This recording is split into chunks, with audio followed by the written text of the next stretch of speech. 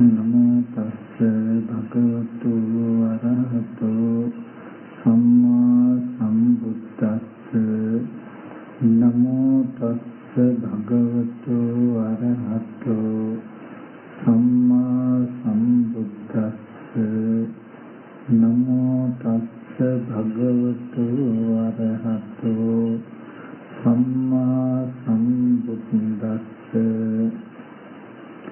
යෝචේ වස්ස සතං ජීවේ අපස්සං උදයව්‍යං ඒකාහං ජීවිතං සේයෝ පස්සතෝ උදයව්‍යං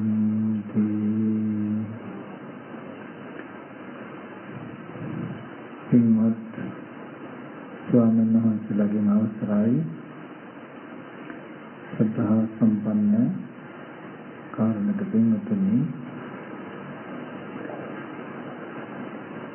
අද දවසේ මේ හැම දිනම ගෙවල් දොරවල් වල කටයුතු කාරණා තිබුණත් ඒ හැම දෙයක්ම පැත්තකින් තබලා මේ ස්ථානයට ආවේ ලෝතර බුදුරජාණන් වහන්සේ අපි කෙරෙහි අනුකම්පාවෙන් දේශනා කළ ඒ ධර්මයෙන් බිඳක් ශ්‍රවණය කළා මේ දුක් සහගත සසරෙන් අත මිදීම පිණිස අවශ්‍ය ධර්ම ඥානය පහළ කර ගැනීම සඳහා. ඒකෙන් මුලින්ම හැමදෙනාටම එක දෙයක් මතක් කරනවා. මම අද පෙන්වන්න හදන මේ කරුණු ඉතාමත්ම තීක්ෂණයි. හැබැයි නෝනක් තියෙන දුරට හිත යොමු කරලා අහන්න කෙනෙකුට මේ කාරණාව තේරෙනවා. තේරුණොත් සසර කෙවෙන තාක්ම Tamanට තනියම ඒ ටික කරගන්න පුළුවන්. ඉතින් මේ ටික ඒ පෙන්වන ධර්මතා ඉතාමත් සිව්මැදි නිසාම බොහෝම උවමනාවෙන් ඒක නැඹුරු වෙච්ච මනසකින්ම ශ්‍රවණය කරන්නට වෙනවා. එහෙ මෙහෙ දුවන සිත් ඇතුව සෙල්ලෙන මනසක් ඇතුව මේ ධර්මයේ ශ්‍රවණය කළාට අර්ථයේ හිතේ වැටෙන්නේ නැහැ. නමුත් හොඳ වුණාවෙන් මේ ටික ශ්‍රවණය කරන කෙනෙකුට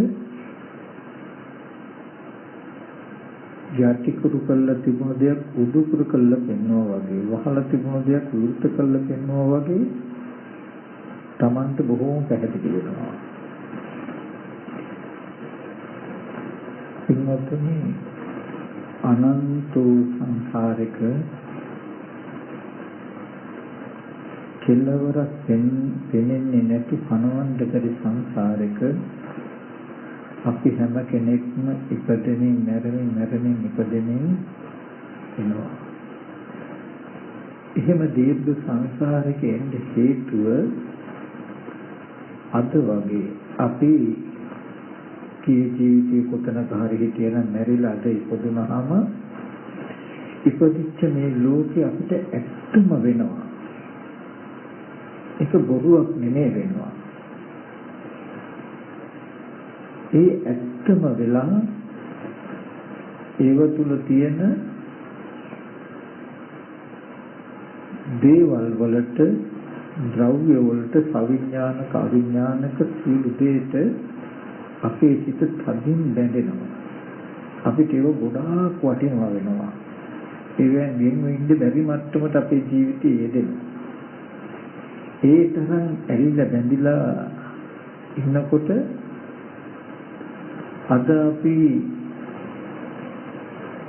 මේ ඇලිච්ච බැඳිච්ච දේවල් 60න්ම 100,000 ගානක දුරු රටක හිටියත් අපි කැමැත්තෙන් වලට ආපහු එනවා වගේ. අපි ආස කරන වටපිටාවට එනවා වගේ. අපි දන්න හඳුනන වටපිටාවට හොයාගෙන එනවා වගේ නැවත භවයකට යනවා. ආයේ ඒ ඉපදුණු ජීවිතයක මේ විත්තිකේතම මේ ඔක්කොම ඇත්ත කරලා පෙන්නනවා. ඇත්තම වෙනවා. තත්ස තත්සහ විනන්දනේ ඒ තැන සතුටු වෙන. ඒ තැන සතුටින් ඇලෙන මේ තණ්හාව තමයි පුනර්භවයට හේතුව. ඒ තණ්හාව නැති කරන්න බැරි වෙච්ච නිසායි මේක දුර අපි ආවේ. ඒ තණ්හාවමයි අද දවසේ මේ ජීවිතය තුල ඔබට දුක ගෙනත් දෙන්නේ. සාංශාරික වශයෙන් සසරේ ඉපදීම ගෙනත් දෙන්නේ ඒ තණ්හාව.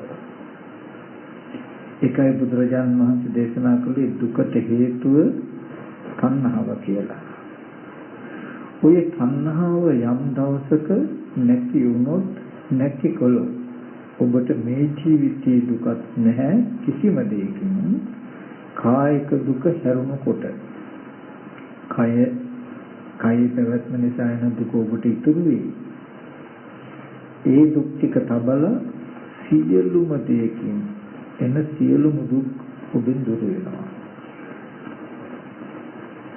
ඒ තණ්හාව නැති කළ නිසාම නැවත මේ වගේ කයක් හදාගෙන උපදින පැවැත්මත් ඔබට නැති වෙනවා. මතු සංසාර දුක ඉපදීම වෙන්නේ නැහැ. එහෙම වෙන්නේ මොකක් වුණාමද? මේ තණ්හාව නැති වෙනවා. හැබැයි තණ්හාව නැති කරන්න එකම එක පරියායයි තියෙන්නේ.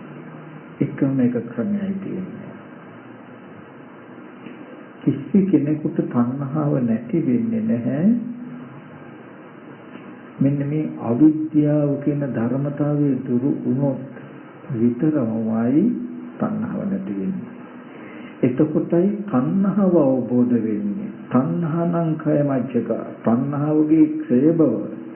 තණ්හාව ක්ෂය කරන හැටි අවබෝධ වුණොත් විතරයි තණ්හාව දුරු කරන්න පුළුවන්. එහෙම නැතිනම් කොච්චර බණ ඇහුවත් හිතින් ඒ බැඳීම ඒ ඇලීම ගෙවෙන්නේ නැහැ. අතහැරලා යන්නේ නැහැ. ඕගොල්ලෝම බලන්න සමහර විටක ඕරුදු ගණන් බණහන අය මගෙන්වත් බණහන අය වෙන්න පුළුවන්. නමුත් හිතේ ධර්මයක් මෙනෙහි කරන වෙලාවට ඕගොල්ලන්ට නුවණ තියෙනවා, පහසු බවක් දැනෙනවා.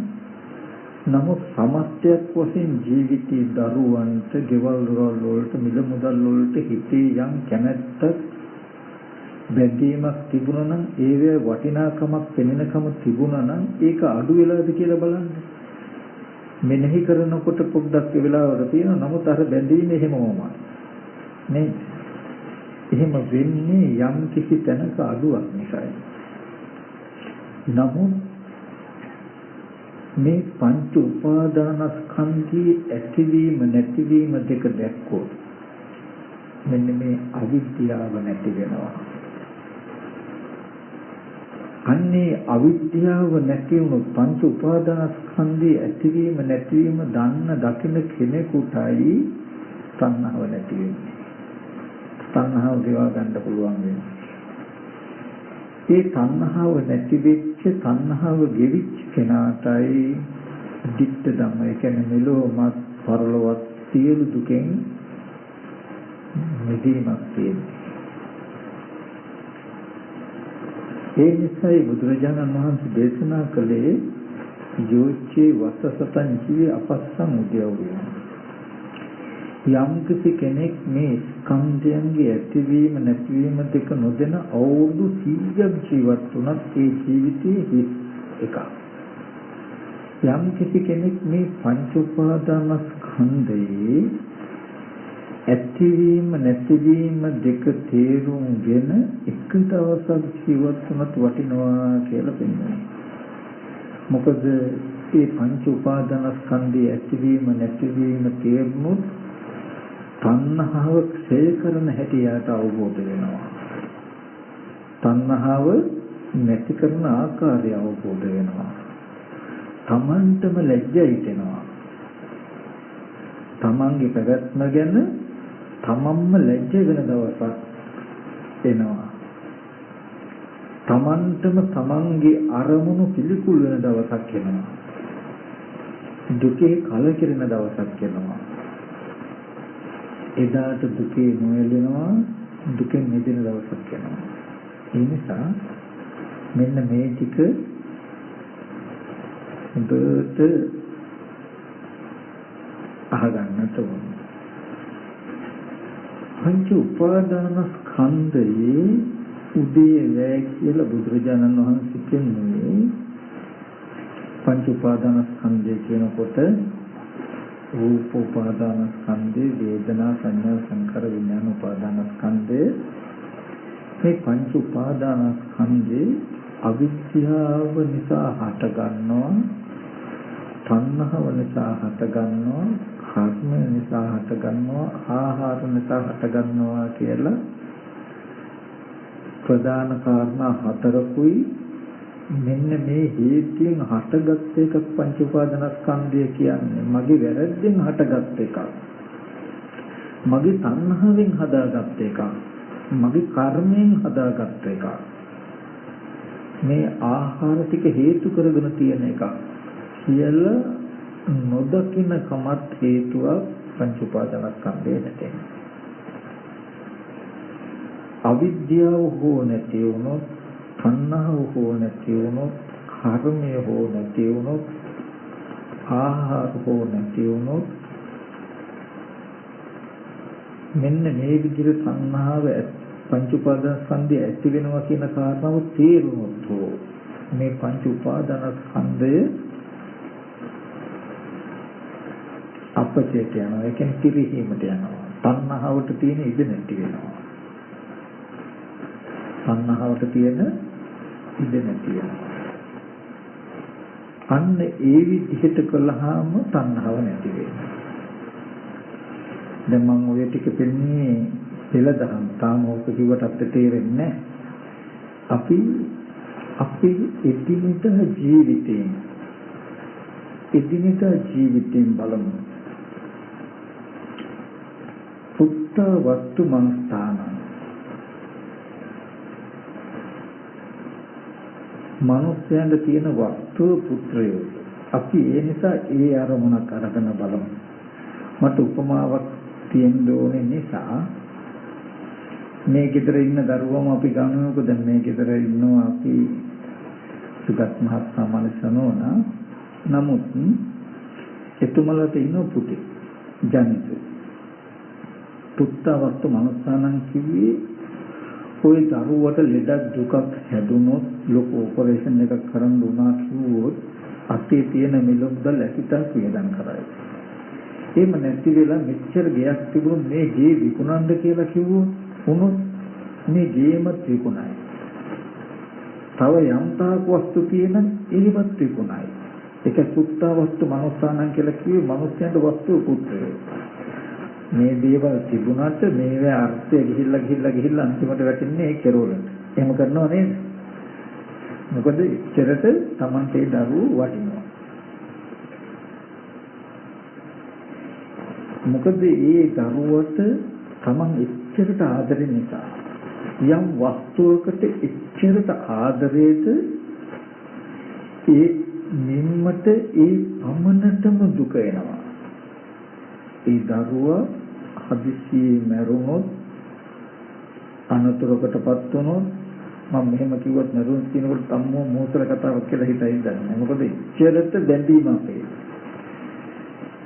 මැරුණොත් අතපය කැඩුණොත් බලන්න Tamanට දුක එන්නේ නැද්ද කියලා. දුක එනවා.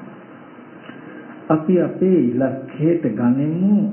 මේ උපමාව මම ගත්තට හැම කෙනාම Tamanට ආදරණීයම කෙනා සිහි කරගන්න. දරුවෙක් අම්මා තාත්තා කෙනා සිහි කරගන්න. මොකද උපමාවට ගන්නේ ජනිත. දැන් මෙන්න මේ දරුව සිහි වෙන දරුවට ආදරේ තියෙන නිමිත්තට කියනවා පංච උපාදානස්කන්ධය කියලා. දරුව කියන තැනට පංච උපාදානස්කන්ධ දුක්ඛ කියලා කියන්නේ අද දුක නැති වෙන්න පුළුවන්. නමුත් දුකෙන් මිදිලා නැහැ. අද ජනිත කියලා සිහි කරන අවස්ථාවේදී ඕගොල්ලන්ට ඉන්නේ සැප වෙන්න පුළුවන්. නමුත් මේ නිමිත්තේ ජරා මරණ දුක තැවරිලා තියෙනවා. මේ දරුවා ලෙඩ වෙච්ච නිසා, මැරිච්ච නිසා, අතපය කැඩිච්ච නිසා, අප්‍රියමනාප ස්පර්ශයන් නිසා බොහෝ දුක් ඕගොල්ලන්ට එන්න පුළුවන්. මේ නිමිත්තට ජාතිය ස්වභාව, ජරාව ස්වභාව, ව්‍යාධිය ස්වභාවය, මරණය ස්වභාව කොට ඇති ධර්මතාවයක් ඔය දරුවා කියන ටික. දැන් කොච්චර බණ ඇහුවත් ඒ නිමිත්තට ඕගොල්ලන්ගේ හිතේ තියෙන ආදරය නැති වෙන්නේ. ඒ නිමිත්තට තියෙන කැමැත්ත ඕගොල්ලන්ගේ නැති වෙන්නේ නැහැ. අනිත්‍යයි කියලා සිහි කළා. අනිත්‍ය තමයි. නමුත් අනිත්‍ය වුණත් ඉන්නකම් හලකන් දෙත කියන තැනකින් හෝ හිත දැඬෙනවා. වෙනස් වෙනවා, විපරිණාම වෙනවා තමයි. නමුත් දරුවාට අපේ යුතුයකම් කටයුතුයිනේ කියන තැනකින් හෝ ඔගොල්ලෝ බැඳෙනවා. නේද? බැඳෙනවා. දැන් ජනිතු කියන අදහසින් මුකුවේ කෙනා කියන තම තමන්ට නිමිත්තක් සිහි කරගන්න. ජනින්දු දරුවා කියන මේ නිමිත්ත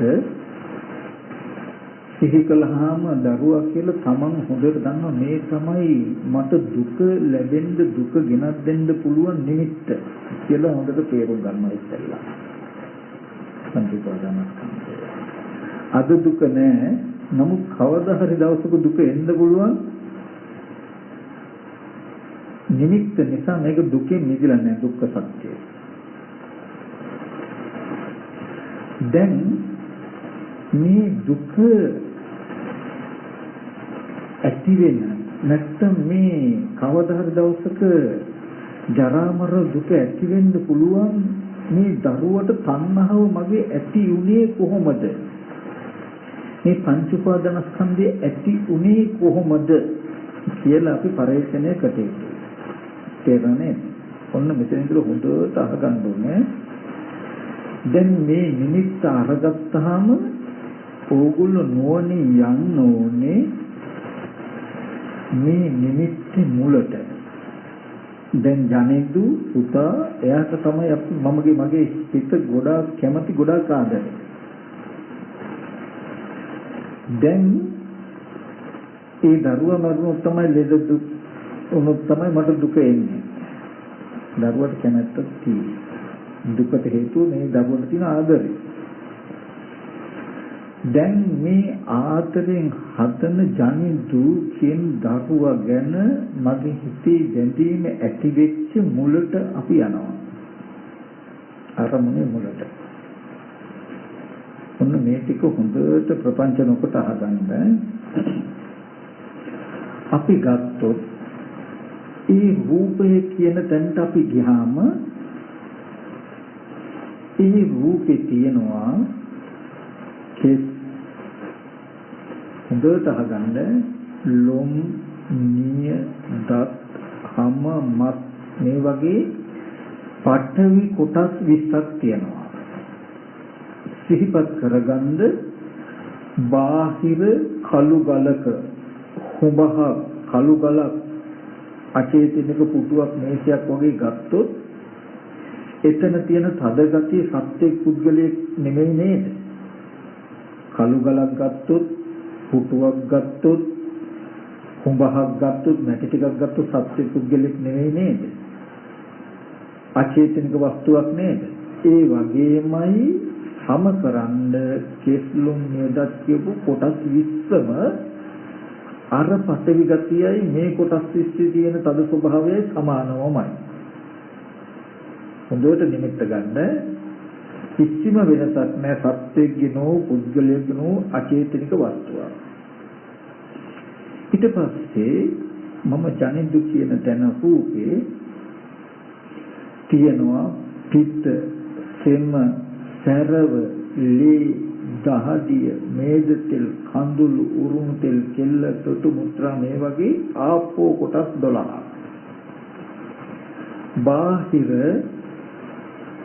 ලිඳක වැවක පොකුණක තියෙන වතුර සත්‍යෙක හෝ පුද්ගලයෙක් හෝ ආත්මයක් හෝ නෙමෙයි නේද? ආත්මයක් හෝ නෙමෙයි. අචේතනික වස්තුවක් නේද? ඒ විදිහටම සමකොට දකින්ද මේ ආපෝ පිටසම කියන කොටස් 12 වතුර බඳුමයි අචේතනික අවිඥානිකම වස්තුවක්. ඊගාවට ඒ ශරීරයේ තියෙනවා කන බුන ආහාර පාන පැසවන පචාක තේජෝ ධාතු උස්නේ. ඊට පස්සේ මේ ශරීරය ඉන්ද්‍රිය මොහ කරන පරිපාක තේජෝ ධාතුව. ශරීරයේ පැවැත්මට උපකාර අපි ඔය අත තියලා එහෙම බලන්නේ උනද කියලා. සන්තති තේජෝ ධාතුව. ඔය බඩ පොපුව දැවිල්ල හැදෙනවා කියලා අපි කතා කරන තේජෝ ධාතුව.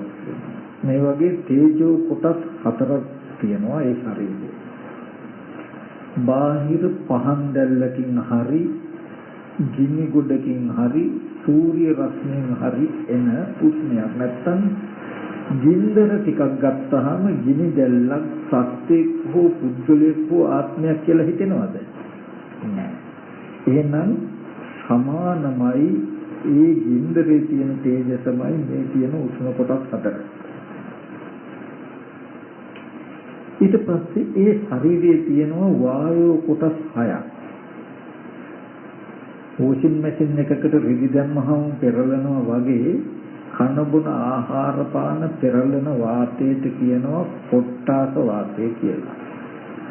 ආහාර පාන බඩට වැටුනහම ඒවට ඉඩාරම් දීලා බඩවැල් එහාට මෙහාට කරන බඩ ඇතුලේ තියෙන වාතයට කියනවා උච්චිත වාතය කියලා. ශරීරයේ අත්පය හකුලුවන්ද දිගහරින්ද නමන්ද උපකාර වාතයට කියනවා අංගමංගානුසාරී වාතය කියලා. ඉක්කව ඔක්කාරේ වමනේ වගේ උඩට එන වාතයට කියනවා උද්දංගම වාතය කියලා. මල මුත්‍ර බහැර කරන්න උපකාර වාතයට කියනවා අදුගම වාතය කියලා. ආස්වාස ප්‍රස්වාස කරන්න උපකාර වාතයට කියනවා ආස්වාස ප්‍රස්වාස වාතය කියලා. බාහිර ගස්වැල් හොලවගෙන හමන හුළඟ සත්‍යික පුද්ගලෙන් නෙවෙයිනේ. මෙබඳු වූ වායෝ ධාතුවක් තමයි ওই ශරීරේ තියෙන්නේ.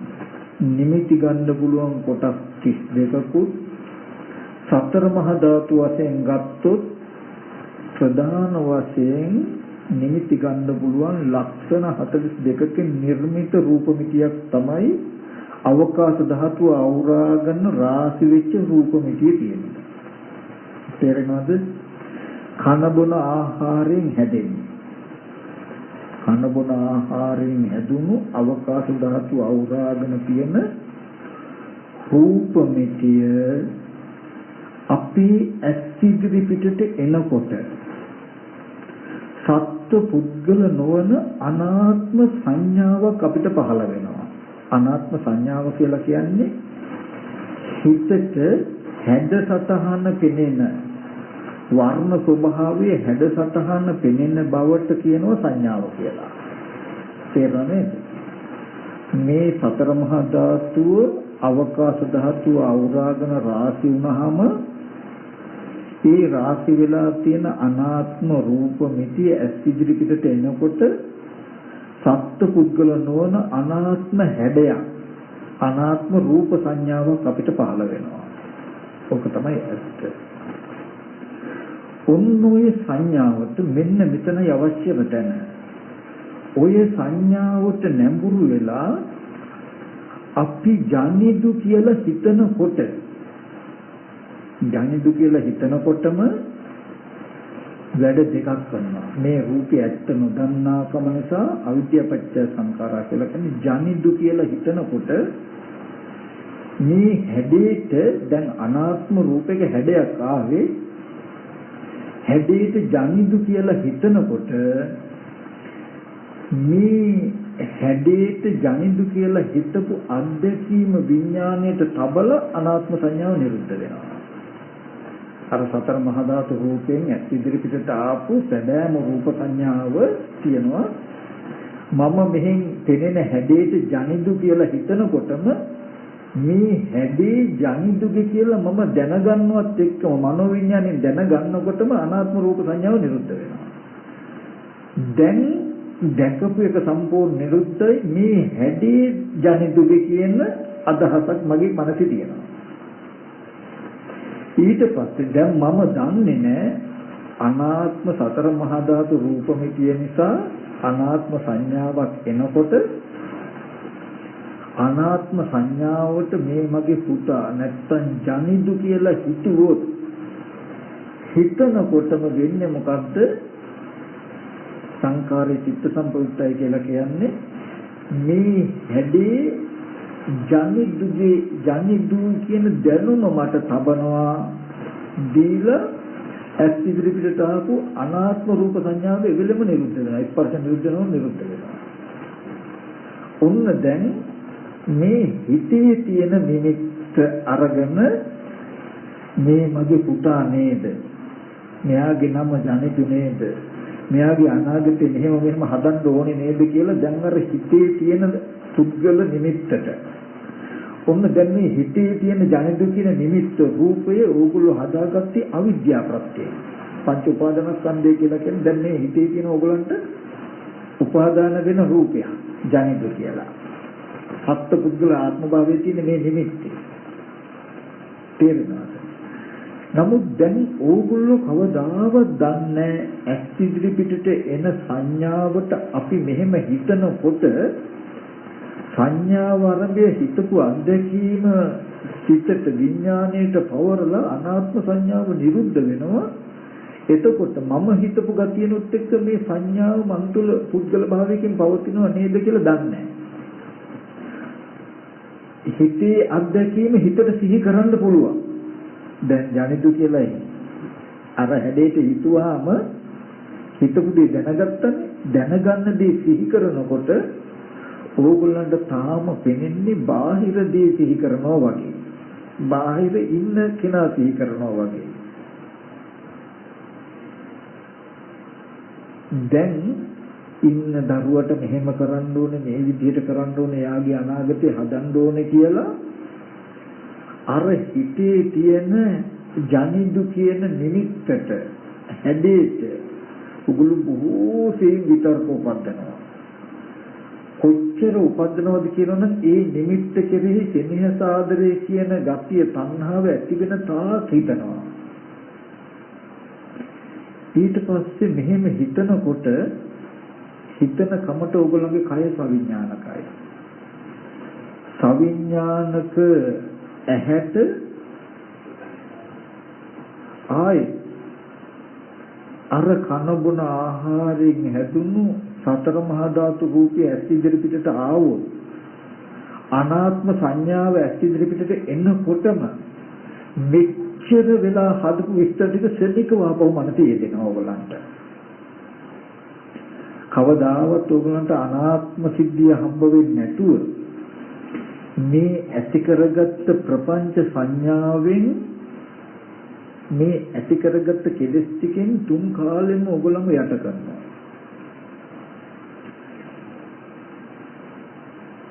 කිසිම දවසක මේ ඇත්ත නොදක තණ්හාව හිතෙන්නේ නැහැ. දැන් ඕගොල්ලෝ යම් දවසකදී තණ්හාව හිතෙනවා නම් හිතෙන්නේ මෙන්න මේ විදිහට ඕගොල්ලන්ට මෙනෙහි කරන්න පුළුවන් නම් කොහොමද දරුවා කියලා සිහි වෙලා මොනවා හරි දෙයක් අපි කියමු දුක එනවනම් දුක ආවොත් අරමුණේ මුලට යන්න. අරමුණේ මුලට ගිහිල්ලා ඇත්තටම ඒ කියන්නේ ඇස් ඉදිරි පිටට ඇත්තටම රූපය ආපු තැන ඇත්තටම ගිහිල්ලා එතන තියෙන්නේ කෙස්ලොම් නේද පඨවි කොටස් 20ක් පිටෙන් දරව ආපෝ කොටස් 12 ධාතුවට සම කළත් බලන්න. ස්වභාව ධාමයට සම කළා. දවන තවන දිරවන ස්වභාව කොටස් 4ක් තේජෝ ධාතුව සම කරලා බලන්න. හමන පිම්බෙන හැකිලෙන වායෝ කොටස් 6ක් වායෝ ධාතුව සම කරලා බලන්න. අචේතනික වූ අනාත්ම වූ සතර මහා ධාතු රූපമിതി අවකාශ ධාතු අවරාගන රාශි වෙලා තියෙනවා කනබුන ආහාරයෙන් හැදෙනවා. ඔබඳු රූප සංඥාව ඇස් ඉදිරි පිටට එනකොට මේ ඒ සංඥාවට මම මේ මගේ පුතා නේද මේ ජනිදු නේද කියලා හිතුවාම මේ සංඥාව ආරම්භය මම හිතන ආකාරයට විඥාණයෙන් දැනගන්නවා. ඒ හැඩයට ජනිදු කියලා හිතුවොත් ජනිදු කියලා දැනගන්නවා. වෙන විදිහකට හිතන්න ඒ විදිහට දැනගන්නවා. ඒ හිතන විදිහට දැනගත්තාම දැන් මම එහෙම ජනිදු කියලා මමයි හිතන්නේ හිතනල මම දැනගන්නවත් දැනගනිද්දි බාහිර රූපයත් ඇස් ඉදිරියට ආපු රූප නිමිත්ත අනාත්මවමයි අචේතනිකවමයි මේ දරුවා නේද ජනිදු නේද කියලා හිතනකොට මේ සංඥාව ආරම්භය හිතපු අත්දැකීම තමයි මනෝවිඤ්ඤාණ දැනගන්නේ මේ හැඩේ ජනිදුගේ මේ පෙනෙන සතහන ජනිදු මේ නිමිත්ත පුතා මේ කියන දැනුමක් Tamanට ඇතිවෙනවා. එදා ඉඳලා අනාත්ම රූපයක් තියෙන තැනක මම්ම කෙනෙක් හදාගෙන දරුවා හදාගෙන ජනිදු කියන නිමිත්ත මම්ම හදාගෙන ඒකට මම්ම මේ විස්තර පුරවනවා නේද කියලා යම් කලක දැක්කොත් තමයි මේ නිමිත්ත හිතෙන් අරගෙන මෙහෙම කරන්න ඕනේ කියලා මේක දියුණු කරන්නේ නැත්තේ. Taman දන්නවා මේ උපන්නේ දුක කියන එක. මොකද සතර මහා ධාතු නිමිත්ත එන තැනක මම මේ හැඩේට ජනිදු කියලා පුතා කියලා හිතනකොට ඒ නිමිත්ත ආරම්භය හිතපු අත්දැකීම මනෝවිඤ්ඤාණයට ගන්නකොට ඔන්න දැන් හිතට තියෙනවා නිමිත්ත. හිතෙන්ම මේ ජනිදුගේ රූපේ මේ ජනිදු දකින්නකොට එන වේදනාව මේ ජනිදුගේ හැඩේ මේ ජනිදු ගැන හිතන්නේ ජනිදු ගැන දැනගන්න පුළුවන් කියනවා කියන ධර්මතා පහම තියෙනවා මනසේ. කෙනෙක්ව දැනගන්න කියන්න කරන්න පුළුවන්. ඕගොල්ලෝ හිතේ තියෙන ඔනෝයි හිතේ උපන්න නිමිත්තටයි පංච උපාදාන ස්කන්ධය කියලා කියන්නේ. මේක අවිද්‍යාව ප්‍රත්‍යයෙන් හටගත් එකක් ඕගොල්ලන්ට. ඕගොල්ලන්ගේ තණ්හා ප්‍රත්‍යයෙන් හටගත් එකක්. ඕගොල්ලන්ගේ මේ හිතේ හැසිරීම නිසා හටගත් එකක්.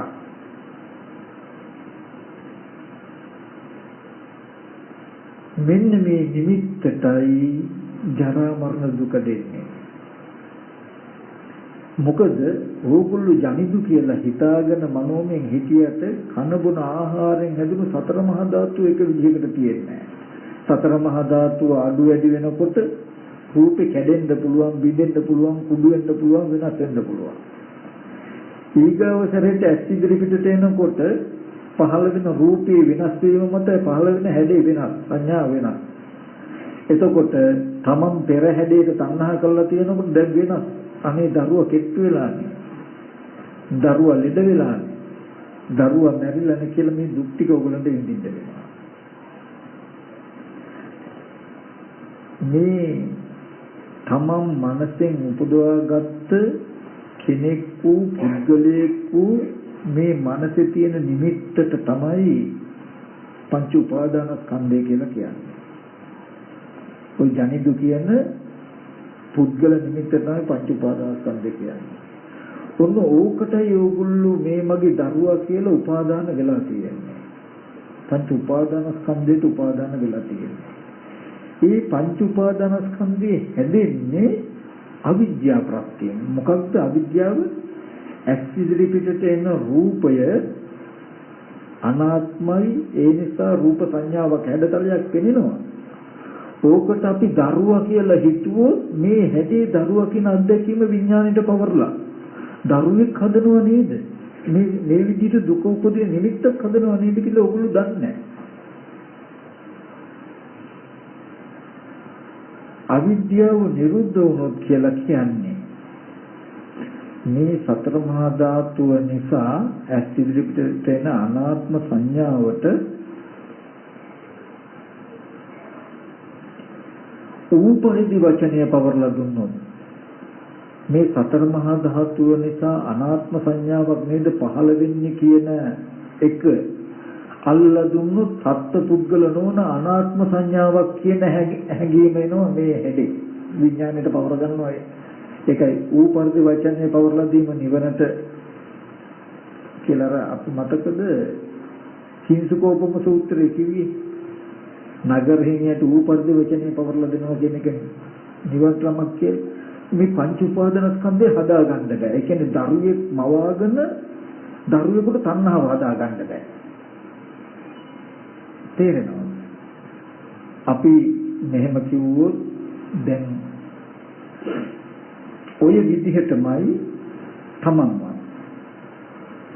තමන් කියන ශරීරය ගන්න කෙස්ලොම් නේදත් කියන පඨවි කොටස් 20යි මේ පඨවි ධාතුව බාහිර ගස්වල වල ඇති පඨවි ධාතුව කෙස්ලොම් කියන මේ පඨවි ධාතුව පඨවි ධාතුමයි සත්ත්ව පුද්ගල නොවන අනාත්ම ධර්මතාවය.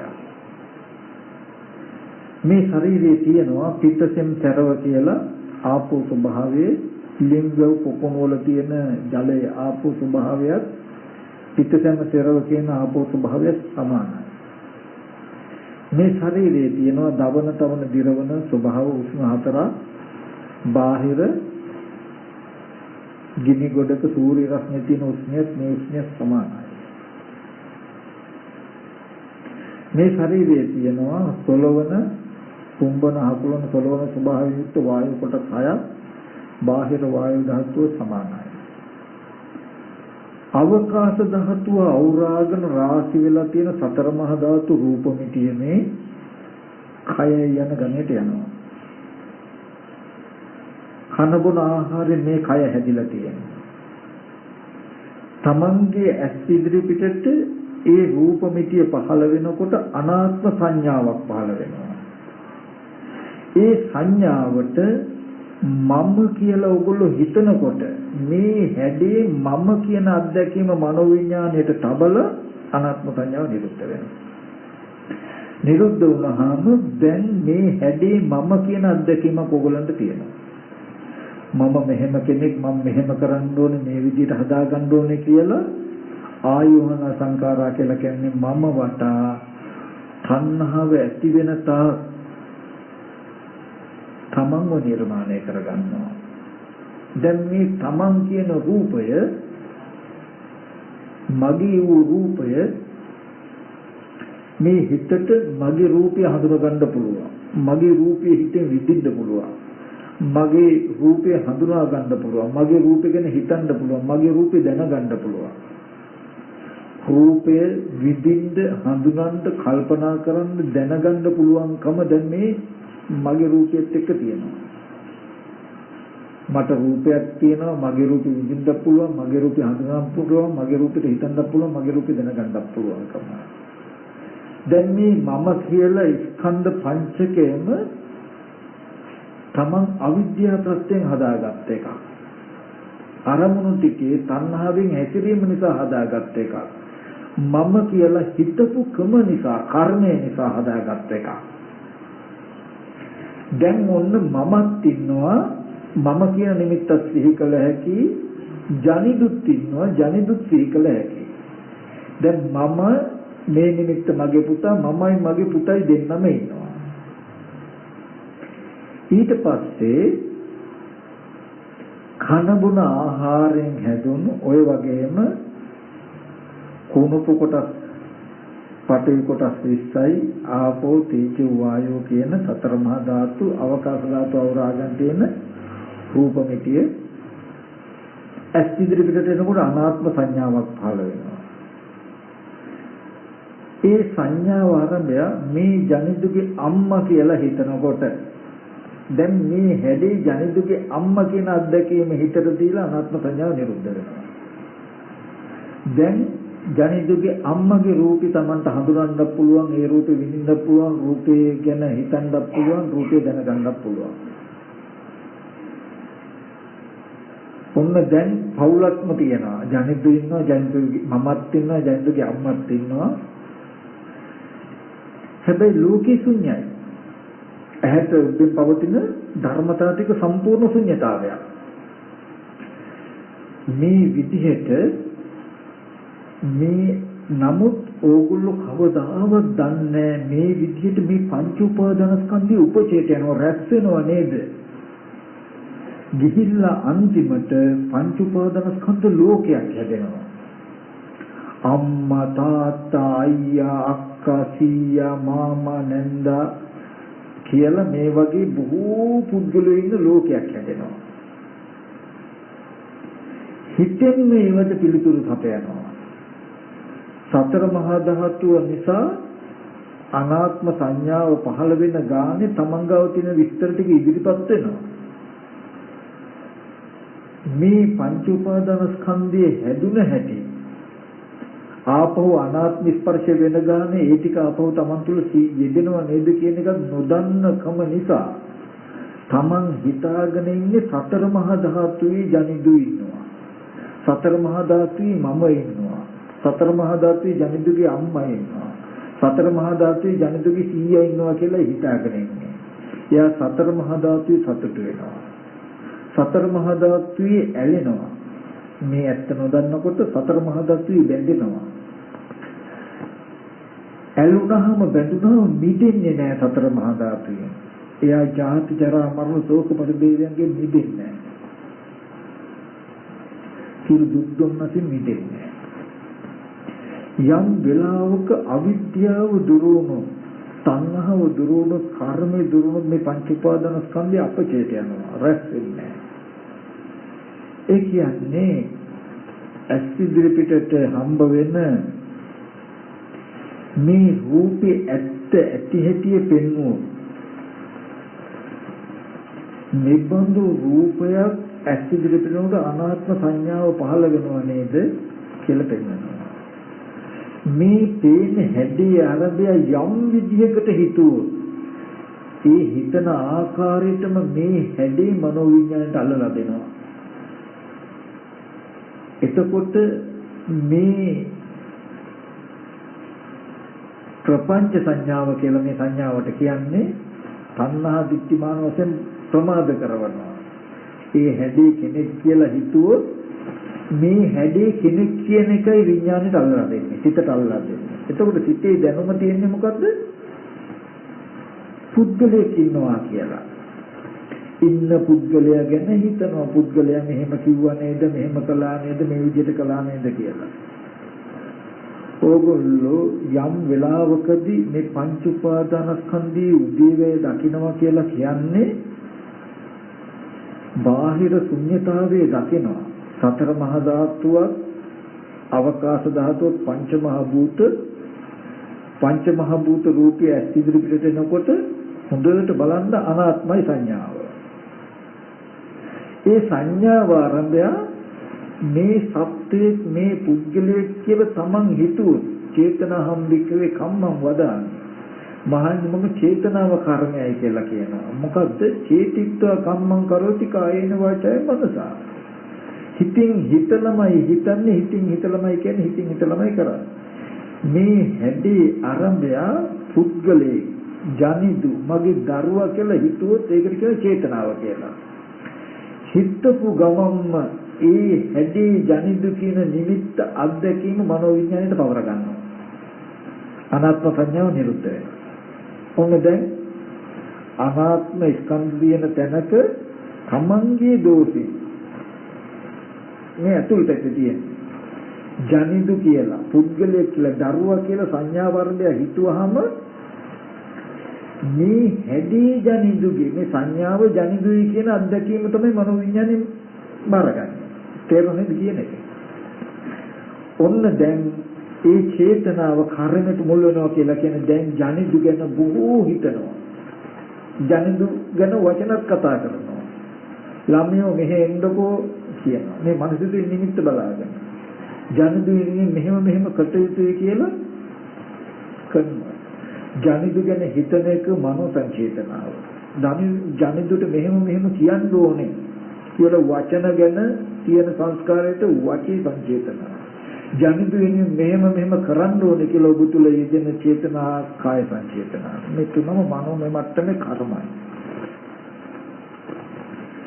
සංකාරපච්චය විඥානං ඒ කියන්නේ ජනිදු ගැන හිතපු දේ දැනගන්නවා, ජනිදු ගැන කියපු දේ දැනගන්නවා, ජනිදු ගැන කරපු දේවල් දැනගන්නවා.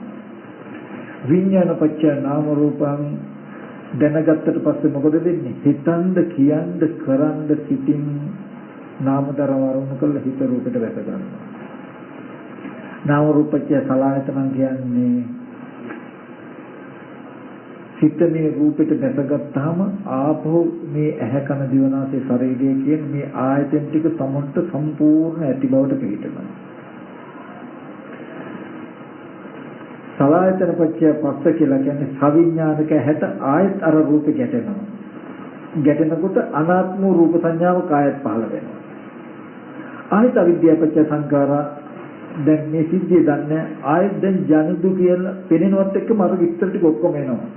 ජනිදුට මෙහෙම කියන්න ඕනේ මෙහෙම කරන්න ඕනේ කියලා කරපු කාරණා ටික සිහි වෙනකොටම දැන් ඒ විදිහට හිතන්න ගන්නවා, කියන්න ගන්නවා, කරන්න ගන්නවා. ඒ සංඥාව ආරම්භය හිතන්න, කියන්න, කරන්න ගන්න එක මනෝවිඥාණයෙන් පවර ගන්නවා. කියන එක තේරුණාද බලන්න. බාහිර තියෙන්නේ සම්පූර්ණ ශුන්‍යතාවයක්. ශුන්‍යතාවයක් ඇති තැනක තමන්ම පුද්ගලයෙක් නිර්මාණය කරගෙන පුද්ගලයා වෙනුවෙන් මෙහෙම කටයුතුයි කියලා ඒ නිමිත්ත තුළ හැසිරීම නිසා මේ සංහාවෙන් යුක්ත වෙලා තියෙන්නේ. ඒ පුද්ගලයා මෙහෙම කිව්වා කියලා ඒ නිමිත්ත තුළ හැසිරීම නිසායි ද්වේෂයෙන් යුක්ත වෙන්නේ. මේ ඔක්කොම මනෝමය මට්ටමේ කර්ම. යම් වෙලාවකදී ජනිදු දරුවා වෙනුවෙන් මෙහෙම කරන්න ඕනේ කියලා හිතනකොටම මේ මම්ම කෙනෙක් උපදවාගෙන මම්ම දරුවා හදාගෙන මම මේ හදාගත්ත දරුවා ආරම්භය මේ සැලසුම් කරනවා නේද කියලා සිහි කරන්න. සිහි කරනකොට හිත පිළිගන්නේ දරුවා ඉන්නවනේ කියන එක තියෙනවා. එතකොට තමන්ම ඇයි එහෙම කියන්නේ? අරමුණේ මුලට යන්න. අරමුණේ මුලට යන්න. මේ විස්තර ඇතිවෙච්ච හැටි අල්ලලා දෙන්න. ඇත්තටම ඇස් ඉදිරියට ආවේ කෙස්ලොම්නිය දත්තම් ධාතුට සමකල වන්න පඨවි කොටස් 20යි පිටින් පෙරව ආපෝ කොටස් 12ක් ලිබ්බව පොකුණුල ජලය වගේ තේජෝ වායු අවකාශ ධාතු අවරාගතිය රූප මිතිය ඇස් ඉදිරියට එනකොට අනාත්ම හැඩසටහනක් තෙවුනේ. ඔය හැඩයට මගේ දරුවා කියලා හිතනකොට වෙන්නේ මේ හැඩේ දරුවගේ කියන අත්දැකීම සිතට දීලා අනාත්ම සංඥාව නිරුද්ධ වෙනවා. මෙහෙම හදාගෙන නේද මේ දරුවා ගැන හිතන්නේ කියලා බලන්න. එතකොට මේ බොහෝ තණ්හාවෙන් මේ නිමිත්තට බරිත වෙන තාක් හිතන එක අඩු වෙනවා. දැන් මේක පෙනුනේ නැත්තම් ඕගොල්ලන්ට සිහි කරනකොට ඕගොල්ලෝ හිතන්නේ සතර මහා ධාතු පැත්තේ දරුවා ඉන්නවා කියලා. එතකොට ඕන තරම් හිතන්න පුළුවන්. ඒ දරුවා ඉන්නවනේ. නමුත් දැන් මේ විදිහට බලුවහම ඇත්තටම බාහිර ශුන්‍යතාවයක් තියෙන තැනක තමන්ම දරුවා හදාගෙන තමන්ම දරුවෙකුට ආදරය කළා නේද තියෙන්නේ. තමන්ව හදාගෙන තමන්ට කැමති වෙලා නේද තියෙන්නේ කියලා එන්නේ පැහැදිලි වෙනවා. යම් දවසක් තියෙනවා මේ සියලු සංස්කාරයන් කෙරෙහි කලකිරෙන දවසක්. මේ විදිහට තමන්ව උපදවාගෙන දුක් විඳින මේ හදාගත්තේ දුක මේ විදිහට ගෙවල් අපි කියමු අචේතනික වස්තුවක් ගන්න. දැන් සවිඥානන අචේතනික වස්තුවක් ගත්තොත් පඨවි ආපෝ තේජෝ වායෝ කියන සතර මහා ධාතුව අවකාශ ධාතු අවරාගන රාශි වෙච්ච විදිහට අපි කියමු මේ පෙනෙනවා කියලා. මේ හැඩසටහන පෙනෙනවා. අනාත්ම සංඥාවක් පහළ වෙන්නේ. මේ සංඥාවට මේ සුගත් මහත්තයලා ගෙදර කියලා හිතනකොට මේ හැඩේ සුගත් මහත්තයලාගේ ගෙදර කියන අත්දැකීම විඥාණයට පවරලා අනාත්ම සංඥාව නිරුද්ධ වෙනවා. එදා ඉඳන් මෙබඳු හැඩයක් තියෙනවා ගෙදර. ඔහොම ගම් පිටින් නගර පිටින් ඕගොල්ලෝ කොළඹ කියලා ගත්තා.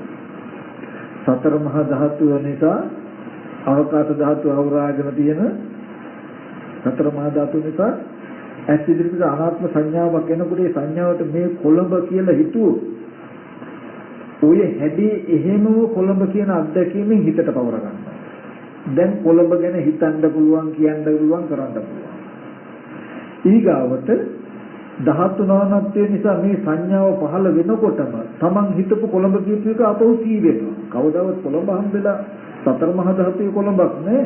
නමුත් මුලින් හදාගත්ත ප්‍රපංච සංඥාව සී වෙනවා. ඒකයි ඕගොල්ලන්ට ඕන තරම් යන්න පුළුවන්. යන ගානේ ඕගොල්ලන්ට පහළ වෙන්නේ අනාත්ම සංඥාවල් පහළ වෙන්න මේ ප්‍රපංච සංඥාවල් ඉදිරිපත් වෙනවා. දැන් සතර මහා ධාතුව නිසා උපන්න සංඥාව ඉපද නිරුද්ධ වුණාට මේ ඔක්කොම රැස් වෙලා අම්මා තාත්තා අයියා අක්කා ගෙවල් දොරවල් යාන වාහන ඉඩකඩම් කියලා ඕගොල්ලන්ට සිහි කරන්න පුළුවන්. මෙන්න මේ ලෝකෙට කියනවා පංච උපාදානස්කන්ධ ලෝකය කියලා. මේ පංච උපාදානස්කන්ධ ලෝකයේ හැදිලා තියෙන්නේ අවිද්‍යාව ප්‍රත්‍යයෙන්. කර්ම ප්‍රත්‍යයෙන්. තණ්හා ප්‍රත්‍යයෙන්. ඕකේ ඇතුලේ තමන් ඉන්නවා. තමන්ගේ නෑදෑයෝ ඉන්නවා. ජරා මරණ ශෝක පරිදේ දුක්ඛ දෝමන සුපායාස ඔක්කොම දුක් ටික තියෙන්නේ. මේ දුක ගෙවෙන්නේ මේ දුක නිරුද්ධ වෙන්නේ මෙන්න මේ පංච උපාදානස්කන්ධයේ උදේවැය බලන කෙනාට. මේ පංච උපාදානස්කන්ධ ලෝකයේ ඇති වෙච්ච නැති වෙච්ච හැටි බලන කෙනාටයි මේ පංච උපාදානස්කන්ධය කියලා තියෙන ඡන්ද රාගය අඩු වෙන, තණ්හාව අඩු වෙන. බාහිර තමන්ට තණ්හාවෙන් හැසිරෙන වස්තුව බාහිර තියෙන දෙයක් වෙන තාක් තණ්හාව නවත්තන්න බෑ. යම් කලක තමන්ම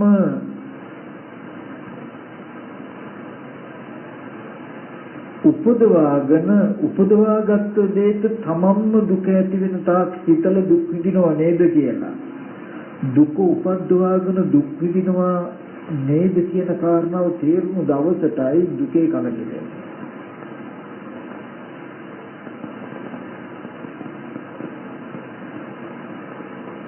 මෙතනදී මගේ කියන්නේ මම මේ කතා කරන්නේ ගොඩාක් සියුම්, හරිම සියුම්. හැබැයි මේක තේරුනොත් ඒකාන්තයෙන් මේ දුක් ගෙවීමට යනවාමයි. සම්මා දුක්ඛය ගාමිනිය. මනාව දුක් ගෙවීමට යන පංච උපාදානස්කන්ධය උදේවැය. බුදුරජාණන් වහන්සේට තේරුණා මේ ටික තේරෙනකොට මේ කාමයේ වළඳන ලෝකයට මම මේ කියන දේ තේරෙන්නේ නැති ඒක. ඒ කියන්නේ අපේ මනස කෙලෙස් බලවත් වුණොත් මේක තේරෙන්නේ නැහැ. හොඳට බලන්න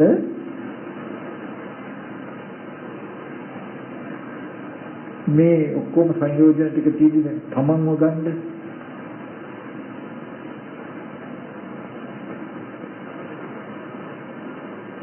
මේ රූප මිටිය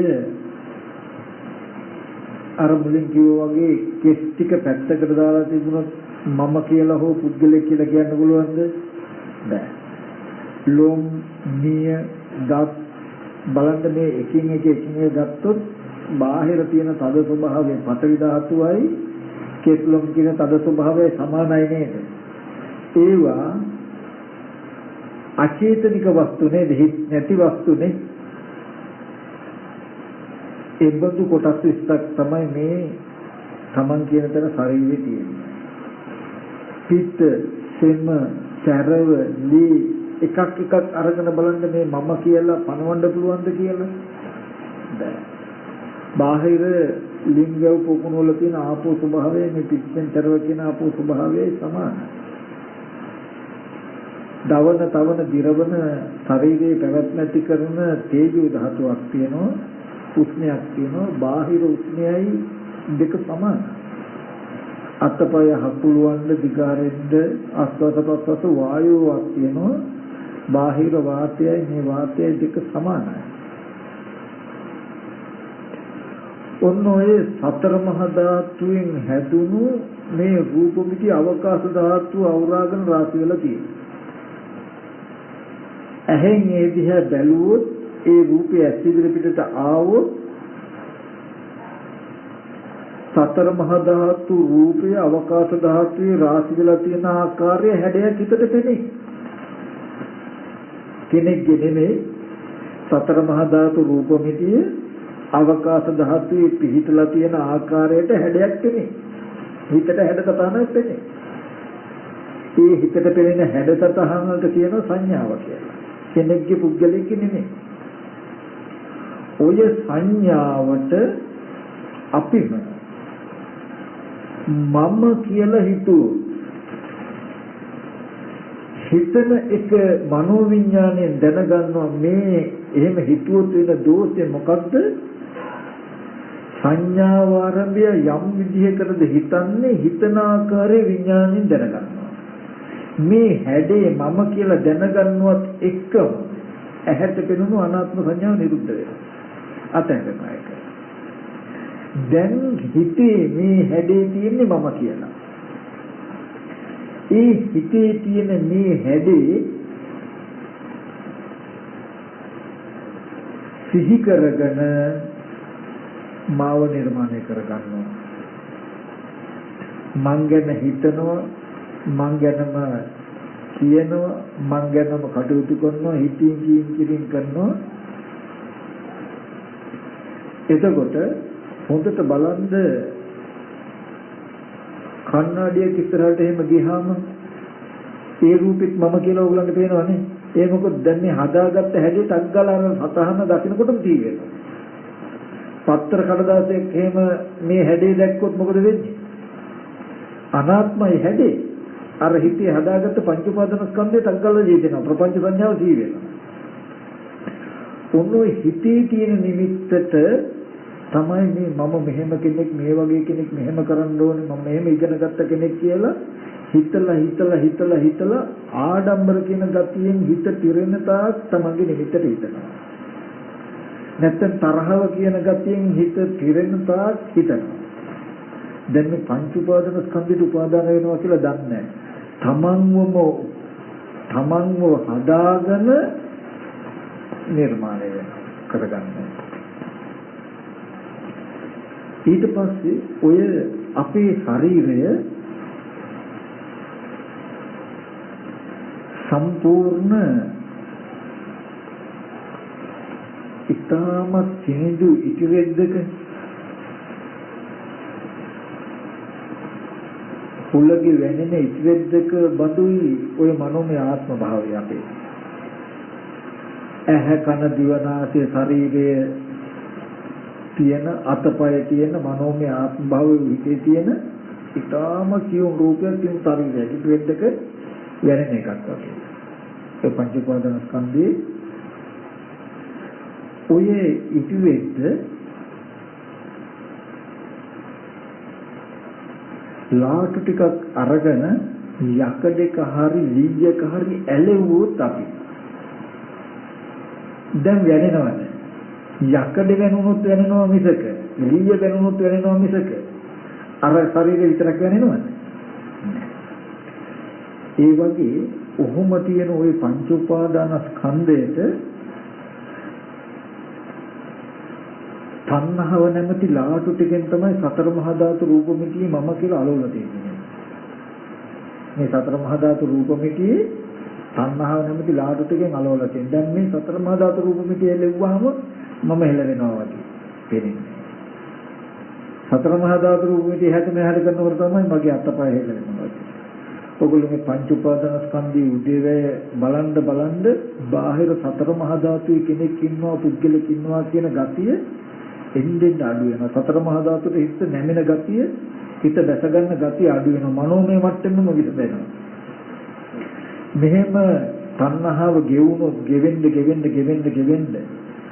අර ලී කැලේ යකඩේ අලෝල තියෙන ලාටු ටික අයින් වුණොත් සම්පූර්ණම ලීයෙන් යකඩෙන් අර ඉටිකොලේ වෙන වෙනවා වගේ මේ තමන් කියන ආත්ම භාවය සතර මහා ධාතු රූපෙන් සම්පූර්ණ ගැලවෙනවා. එතකොට අත්පය ඇහැ කන ඇති මම මනෝමය මට්ටමට එනවා. මේ සතර මහා ධාතු රූප මිටියට මොන වුණත් තමන්ට උනා කියලා හැවි එකක් නෑ. මේ කන බොන ආහාරයෙන් නිරුද්ධ වෙනවා.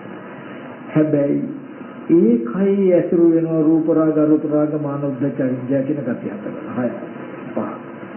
ඒ ටිකුල මට්ටමේ ශරීරේ ඇසුරු වෙනවා රූප රාග අරූප රාග මානෝද්දච්ච අවිජ්ජා කියන ගති පහ. එතනට ස්පර්ශ නිසා පහළ වෙන සංඥාවට මම කිව්වා කියලා හිතනකොට මම කියපු අත්දැකීම විඥාණයට කබල අනාත්ම සංඥාව නිරුද්ධ වෙනව නේද? මේ බලපු විදිහට බල ඉන්නකොට ස්පර්ශ ආහාරයට ගැලවෙනවා. ඒතකොට මත්‍යක තේත්තක් ඕරම් භාගයේ සංයෝජන කියලා කියන්නේ අවිද්‍යා කර්ම තණ්හාවෙන් හටගන්න මේ පංච උපාදාන ස්කන්ධය ඔගොල්ලෝ නොදන්න නිසා තණ්හාවේ සතර මහා ධාතු ඇලිලා මේ තියෙන්නේ. ඒ කියන්නේ ජනිදු කියලා සිහියෙන් සතර මහා ධාතු රූපේ නිසා පහළ වෙන නිමිත්ත ජනිදු මගේ දරුවා කියලා සිහි කළා මෙහෙම හැසිරෙන්න ඕගොල්ලන්ට සතර මහා ධාතු පැත්තට මනස බර වෙනවා. දරුවා ඉන්නේ මෙහි බාහිර කියලා. ඒ කියන්නේ Tamanගේ මනස ඇලෙනවා සතර මහා ධාතුවේ. ওই ගති ටික පෙන්වන්නේ සතර මහා ධාතු රූපෙකින්. එතකොට සතර මහා ධාතුක උපස්ථාන කරනවා දරුවා කියලා හිතාගෙන මේ දරුවා කියන්නේ දී කරගෙන සතර මහා ධාතුව රකින්න. ඔය මට්ටමට මේ ටික සිහි වෙනකොට මම කියන හැඟීම මනෝමය කියනවා. මම ගැන හිතනකොට මේ සිත නැඹුරු වෙනවා මේ කයට දැක ගන්නවා. මේ කය මම වගේ වෙනවා. සතර මහා ධාතු ඇතුළත. මේකට කියනවා මේ සිතේ තියෙන gati ටික තණ්හාව යොමු කරගෙන යටට බහින gati ටික කියන ඕරම් භාගය කියලා. ඕරම් භාගය කියලා කියන්නේ යට දිශාවට. සතර මහා ධාතුවේ අතුරු කරන මට්ටමට කියනවා ඕරම් භාගය සංයෝජන. යටට බහින සංයෝජන. සතර මහා ධාතු රූපය හා බැඳිච්ච සංයෝජන ටික. ඔය පංච උපාදාන ස්කන්ධයේ උදේවැය බලන්න මේ නිමිති තියෙන තණ්හාව අඩු වෙන්න වෙන්නේ මොකද්ද? මේ විඥානයේ රූපෙට දැසගන්න එක නැහැ. මේ විඥානයේ රූපෙට දැසගන්න බව නැති වුණොත් මොකද වෙන්නේ? මේ සම්පූර්ණ ආත්ම භාව වෙනවා මනෝමය මට්ටමට. එදාට ඔයගලන්ට අනාගාමී කියලා කියන්නේ මේ පංචායතන නිරුද්ධය. සලායතන නිරෝධය කියලා කියන්නේ මොකද්ද? ඇහැ කන දිව නාසය ශරීරය අත්පය මේ මුකුත් නැති තැනකට එනවා. ඔයගොල්ලෝ දන්නවද මේ මම කියන අත්දැකීම සිහි කළා මේ කයට දැසගත්තාමයි Taman ඉන්නේ අත්පය තියෙන්නේ. එයා රූප දකින්න ඇස් නැහැ. ශබ්ද අහනවා කන නැහැ. ඒ කියන්නේ ඇහැ ගැන කිසිදු දැනුමක් නිමිත්තක් නැහැ. උදාහරණයක් ගත්තොත් ඔයගොල්ලෝගේ කකුල හිරි වැටුනොත් ඇවිදින්න පුළුවන් කකුල තියෙන බව තේරෙන්නේ නැහැ නේද? ඒ වගේ සම්පූර්ණම මේ මමයි කියලා පණවන්න කාම ධාතුවේ නිමිත්තක් නැහැ යාට. විපමුක්ත සබ්බදී කියලා කියන්නේ සියලු තැන මෙතන හොඳට බලන්න උඩ යට උතුර දකුණ නැගෙනහිර බටහිර කියලා දිශාවන් තියෙන තමන්ට සාපේක්ෂව නෙවෙයිද කියලා. ඉදිරියක් පිටිපස්සක් උඩක් යටක් තියෙන කාට සාපේක්ෂවද? මේ කයෙන් මිදුනොත් ඔයගොල්ලන්ට දිශා දෙන්නේ. දිශා දෙන්නේ. අනාගාමී කෙනාට කාම ධාතුවේ කිසිම නෑදෑයෙක් සතර මහා ධාතුවේක ගනුදෙනු නැහැ. හැබැයි මේ සතරම ඒ කියන්නේ සතර මහා ධාතු හොද්දට පිළිසින් දකින්නවා කියන්නේ ඇස් ඉදිරි පිටට ආවේ සතර මහා ධාතු රූපය තමන්ගේ අවිද්‍යාවේ පැවැත්ම නිසා තණ්හාවේ පැවැත්ම නිසා තමන්ව හදාගත්තා පුතාව හදාගත්තා පුතාගේ අම්මව හදාගත්තා මේ විදිහට ලෝකේ හදාගත්තාම මේ ලෝකෙට කියන පංච උපාදාන ස්කන්ධ ලෝකය හැබැයි ඒ නිමිති වල තණ්හාවේ යෙදෙන්න තියෙන පාඩුව මොකක්ද සතර මහා ධාතුවේ බැඳෙනවා හිතෙන්නේ මේ අපි හිතන දේවල් ඔක්කොම බාහිර තියෙන දේවල් කියලා අවිද්‍යා ප්‍රත්‍යයෙන් කර්ම ප්‍රත්‍යයෙන් තණ්හා ප්‍රත්‍යයෙන් ආහාර ප්‍රත්‍යයෙන් කියන්නේ මේ අවිද්‍යා කර්ම තණ්හාවෙන් හටගත්ත මේ ටික ආහාර ටික ප්‍රත්‍ය කරගෙන පවතිනවා අවිද්‍යා කර්ම තණ්හා පංච උපාදාන ස්කන්ධයේ ජනක ප්‍රත්‍යයෙන් ඒ කියන්නේ උපදවන්නත් ආහාරي උපස්තම්භක ප්‍රත්‍යය ඒ කියන්නේ උපකාර උපන්න දෙයට පවතින උපකාර කරන අර්ථයෙන් තියෙනවා ඒ කියන්නේ දැන් හොඳට ගන්න සංඥාව ආරම්භය ජනිදු කියලා අපිට හිතෙන්නේ කියලා මනෝමය මට්ටමක් වුණොත් ඕගලන්ට කාම ලෝකේ දරුවෙක් හම්බ වෙයි හම්බ වෙන්නේ නමුත් මේ නිමිත්තට ඇති කරගන්න තණ්හාව සතර මහා ධාතුව මත නැමිලා පැවතුනොත් තමයි ඕගලන්ට දරුවෙකු රූපයක් ස්පර්ශ කරන්න පුළුවන් වෙන්නේ දරුවෙකු අල්ලන්න පුළුවන් වෙන්නේ කාමයේ තුල දරු සම්පත්තියක් විඳින්න පුළුවන් වෙන්නේ නේ සතර මහා ධාතුවට දැසගත්තු විතරයි එතකොට ඒකයි මේ සතර මහා ධාතු මට්ටමට ලෝකේ පවතින එකට තමයි කාම ධාතුව කියලා කියන්නේ තමන්ගේ හිතේ නිමිත්ත සතර මහා ධාතුව ඇසුරු කරගෙන පවතින තාක් තමන් කාම භූමියේ ඒකයි දැන් සම්පූර්ණ මේ මනස දින gati ටික ඕගොල්ලෝ දකින්න සතර මහා ධාතුවේ තේරුණාද ඒ කියන්නේ සතර මහා ධාතු කියලා නෙමෙයි පේන්නේ මේ රූප මිත්‍ය දරුවා කියලායි නමුත් මේ ස්කන්ධයේ උදේදය බලන්න තමන්ට හොඳට අවබෝධ වෙනවා මොකද්ද පංච උපාදාන ස්කන්ධයේ මනෝමයයි මම්ම දරුවා උපද්දවාගෙන දරුවා ගැන හිතනවා නේද කියලා හිතනවා. ඇයි එහෙම කියන්නේ කියලා තමන්ම ප්‍රශ්න කළා විමසනවා. එතකොට තමන් අරමුණ මුලට අරගෙන යනවා. ඇස් ඉදිරි පිටට ආවේ ආපු රූප මිටියේ තියෙන අන්තර්ගතය වෙනවා. අවකාශ ධාතු අවරාගන රාශි වෙලා තියෙන කියලා තේරෙනවා. ඒ බඳු රූපයක් ඇස් ඉදිරි පිටට යනකොට පහළ වුණේ අනාත්ම පුද්ගල නොවන හැඩසටහනක් පෙවුනේ. ඔය හැඩසටහනට දරුවා කියලා හිතුවේ තමන්මයි. තමන් මේ හැඩේ දරුවා කියලා හිතපු විදිහට විඥාණයෙන් දැනගත්තා. තමන් තුල දරුවා ගැන දැනුමක් ඇති වුණේ මෙහෙම නේද කියලා බලන්න සතර මහා ධාතුවට දරුවා කියලා නැමින ගතිය අඩු වෙනවා. කොහොම නොබලනකොට මේ දරුවා කියන නිමිත්ත හදාගත්ත මුල් නිමිත්තට මනස නැමිලා පවතී. ඒකයි මේ වෙන්නේ. ඒකයි මේ සතර මහා ධාතු රූප මිතියම දරුවා වගේ පෙනෙන්නේ.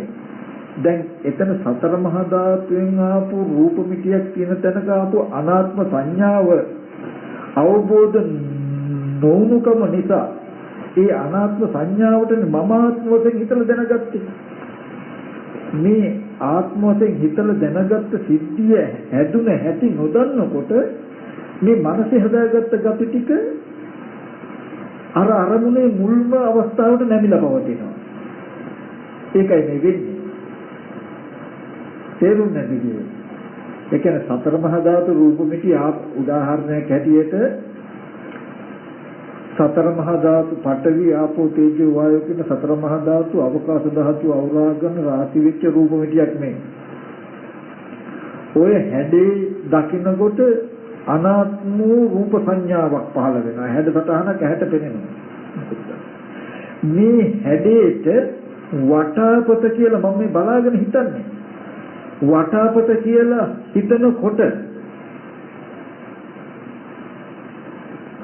හිතනකොට මොකද වෙන්නේ? මේ හැඩේ වටාපතයි කියන අත්දැකීම මනෝවිඥාණයෙන් ගන්නවා.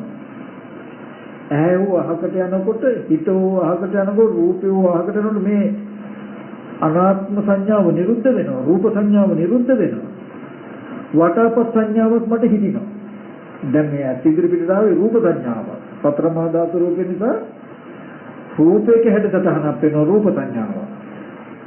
රූප සංඥාවට මම වටාපත කියලා හිතුවොත් මේ හැඩේ වටාපතයි කියන අත්දැකීම මනෝවිඤ්ඤාණයට තබලා රූප සංඥාව නිරුද්ධ වෙනවා. දැන් මගේ ලෝකේ වටාපතක් තියෙනවා. මේ වටාපත හදලා තියෙන්නේ මේ විදියට නේද? තල්කොළ වලින් නේද? මෙහෙමයි මේක මෙච්චර වටිනවා නේද කියලා හිතනකොට මේ නිමිත්තේ ඔන්න වටිනාකම තේරෙනවා. මෙච්චර වටිනවා කියලා තේරෙනවා. මෙච්චර හොඳයි කියලා තේරෙනවා. දැන් හැබැයි Taman මේක හිතෙන් සිහි කරනකොට දන්නේ නැහැ පෙනෙන වෙලාවේ තිබුණු නිමිත්තට සිහි කළ අත්දැකීමයි මේ හිතෙන් සිහි කරන්නේ කියලා දන්නේ නැහැ. එයාට අවිද්‍යාව මුල් වෙනවා මේ පැවැත්මට. එයා දැන් මේ හිතන්නේ පෙනෙන දෙයක හිතෙනවා කියලා හිතාගන්නයි. ඒ කියන්නේ අරමුණේ මුලට යනවා කියලා කියන්නේ ඉස්සෙල්ලාම ආවේ සතර මහා ධාතුවේ රූප සංඥාව. රූප සංඥාව ආරම්භය වටාපත කියලා හිතනකොටම මේ හැඩේ වටාපතයි කියපු අධ්‍යක්ෂකව මනෝවිඤ්ඤාණයට ගන්නවා ඒක මෙයා දන්නේ. අවිද්‍යාව පත්‍ය සංකාර පත්‍ය විඥානං වෙලා. නමුත් ඒක දන්නේ. දැන් ඒ දැනගත්ත දේ ආරම්භය හිතින් හිතනවා. දැනගත්ත දේ ආරම්භය හිතින් හිතුවට මෙයා හිතාගෙන ඉන්නේ දැනගත්තේ බාහිර දෙයි කියලා. මෙහෙම සිද්ධියක් වෙන සිද්ධිය දන්නේ නැහැ මෙතන. ඒකයි මේ අවිද්‍යාව මුල් වෙනවා කියලා කියන්නේ. වටාපත කියන එක තණ්හාව ඇති වෙන තාක් වටිනාකම ඇති වෙන තාක්ම හිතනවා. හිතනද පෙන්වන්නේ මේ හිතන දේ අයිති බාහිර සතර මහා ධාතු රූපෙටයි කියලා. මෙයාගේ මනසේ වටිනාකම ගෙවෙන්නේ යන්නේ හිත රූපෙට නඹුරු කරන පැත්තටමයි. ඒ හින්දා ආයෙත් හොයන්න යනවා. ඈ හැදිලා හොයන්න ගියාම ආයෙත් පඨයාපෝ තේජෝ වායෝ කියන සතර මහා ධාතුන් හැදුණු රූප සංඥාවක් ඇස් ඉදිරි පිටට එනකොටම වටාපත මෙච්චර වටිනවා කියන gati ටික වේගෙන් යෙදෙනවා. යෙදෙනකොට මෙයාට හිතෙන්නේ ඇත්ත මෙන්න මේ වටාපත තියෙනවා මෙන්න මේක මෙච්චර වටිනවා කියලා සතර මහා ධාතුව ආරක්ෂා කරනවා. සතර මහා ධාතුව රකින්නවා. සතර මහා ධාතුවේ ඇලිලා බැඳිලා ආරක්ෂා කරමින් ඉන්නවා. එතකොට අවියවුද ගන්න වෙනවා, දඬු මුගුරු ගන්න වෙනවා, කලකෝල හල ඇති වෙනවා මේ සතර මහා ධාතුව රකින්න. එයා මේ සතර මහා ධාතුව එක්ක ජීවත් වෙන්නේ කියලා. ඒකයි එයාට වටාපත කියනකොට ඒක මනෝමය දෙයක් වුණොත් මේ ලෝකෙ හැම ජීවත් වෙන්න බෑ. කාම ලෝකයක් නෑ මොනේ. නමුත් සංයෝජනයකින් මෙයා ජීවත් වෙන්නේ තණ්හාවෙන්. වටාපත කියනකොට ඒ එක්කම සතර මහා ධාතුව පෙන්වනවා. මේ අරමුණ ඇති කරගත්ත මේ ප්‍රපංච සංඥාව ඇති කරගත්ත අරමුණේ මුල් දැන හිතින් පෙන්නනවා. ඒ කියන්නේ වටාපත කියලා හිතන ටික අයිති මේ පෙනෙන රූපෙටයි කියලා හිතනවා. ඔන්න ඔය විදිහටයි යම් වෙලාවකදී මේ වස්තුන්ගේ වටිනාකම ඕගලන්ට අඩු වෙනවා. ඕනම දෙයකදී පංච උපාදාන ස්කන්ධي උදේවැය බලන්න. පංච උපාදාන ස්කන්ධي උදේවැය බලන්නේ කොහොමද? දරුවා කියලා සිහි වුණොත් වටිනාකමින් යුක්ත කමක් නැත්නම් ආදරයක් සිහි වුණොත් මේ නිමිත්ත දුක නේද කියලා බලනවා. ඇයි දුක කියන්නේ? දරුවා ලෙඩ වෙලා, මහලු වෙලා, නැරිලා මේ ඉඳ තියෙන දුක් ටික එනවා මේ කියලා බලනවා. මේ දුක ඇති උනේ කොහොමද කියලා දුක්ඛ සමුදයට යන්නේ. එතන දරුවා කියලා දුක ගෙනත් දෙන මේ නිමිත්ත කවදා හරි දවසක දුක ගෙනත් අද නැතිව කවදා හරි දවසක දුක ගෙනත් දෙන්න පුළුවන් මේ නිමිත්තේ. ඒ නිමිත්ත ඇති වෙච්ච හැටි දුක්ඛ සමුදයට යන්න, මුලට යන්න. කොහොමද? මේ අරමුණ ඇති වෙන්න ඉස්සෙල්ලාම තියෙන ප්‍රകൃතිම සැබෑම තත්වයට ගිහිල්ලා අර වගේ රූපේ පඨවි ආපෝ තේජෝ වායෝ අවකාශ ධාතු අවරාගන් තියෙන්නේ අනාත්ම බව හිතට හොඳට තහවුරු කරවන්න.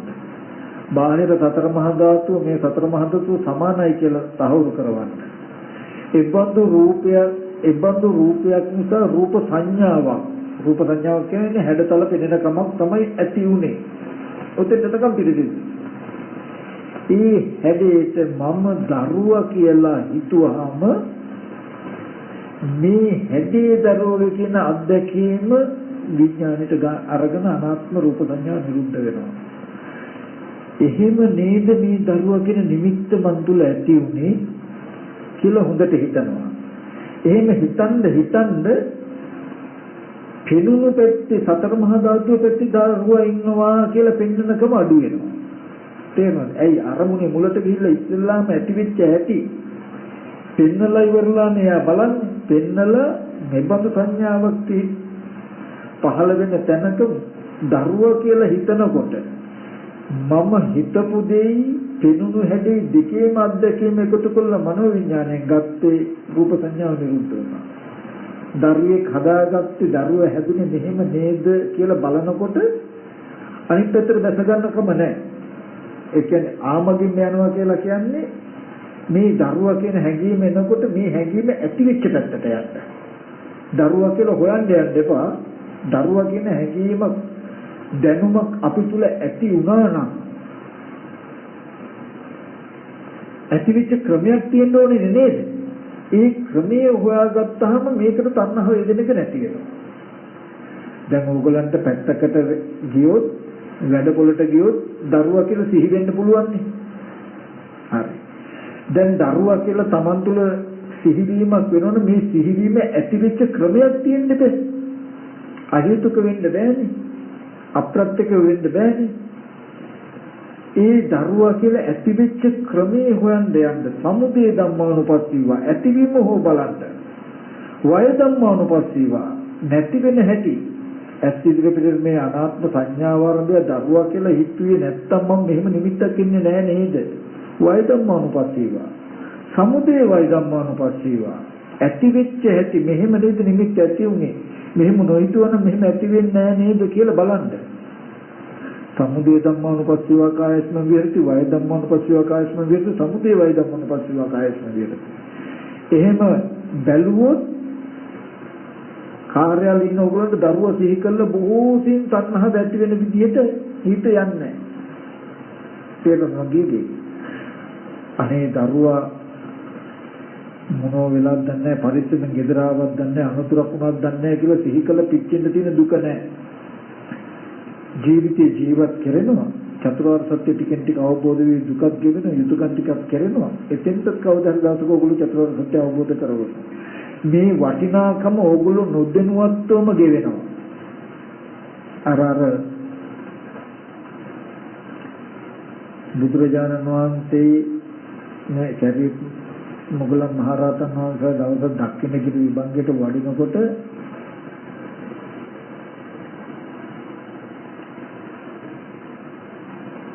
ගමට ඇතුල් වෙනකොට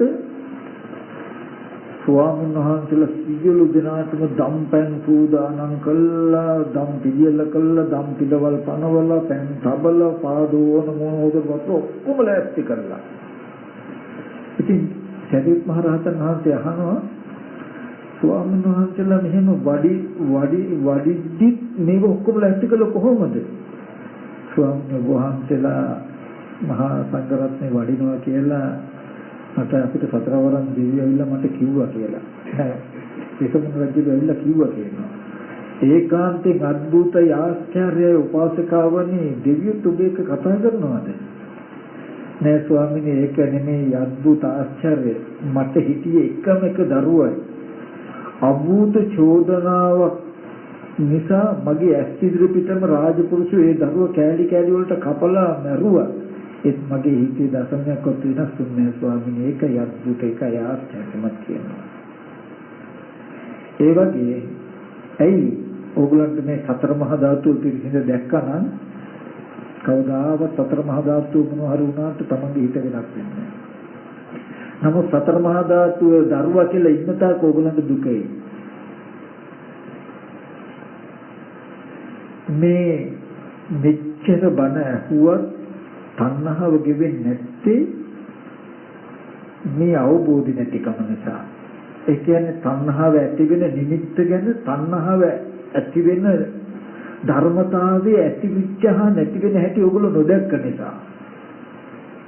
තේරුම් කියන එක. මේක හරියම සුවක්ඛාතයි.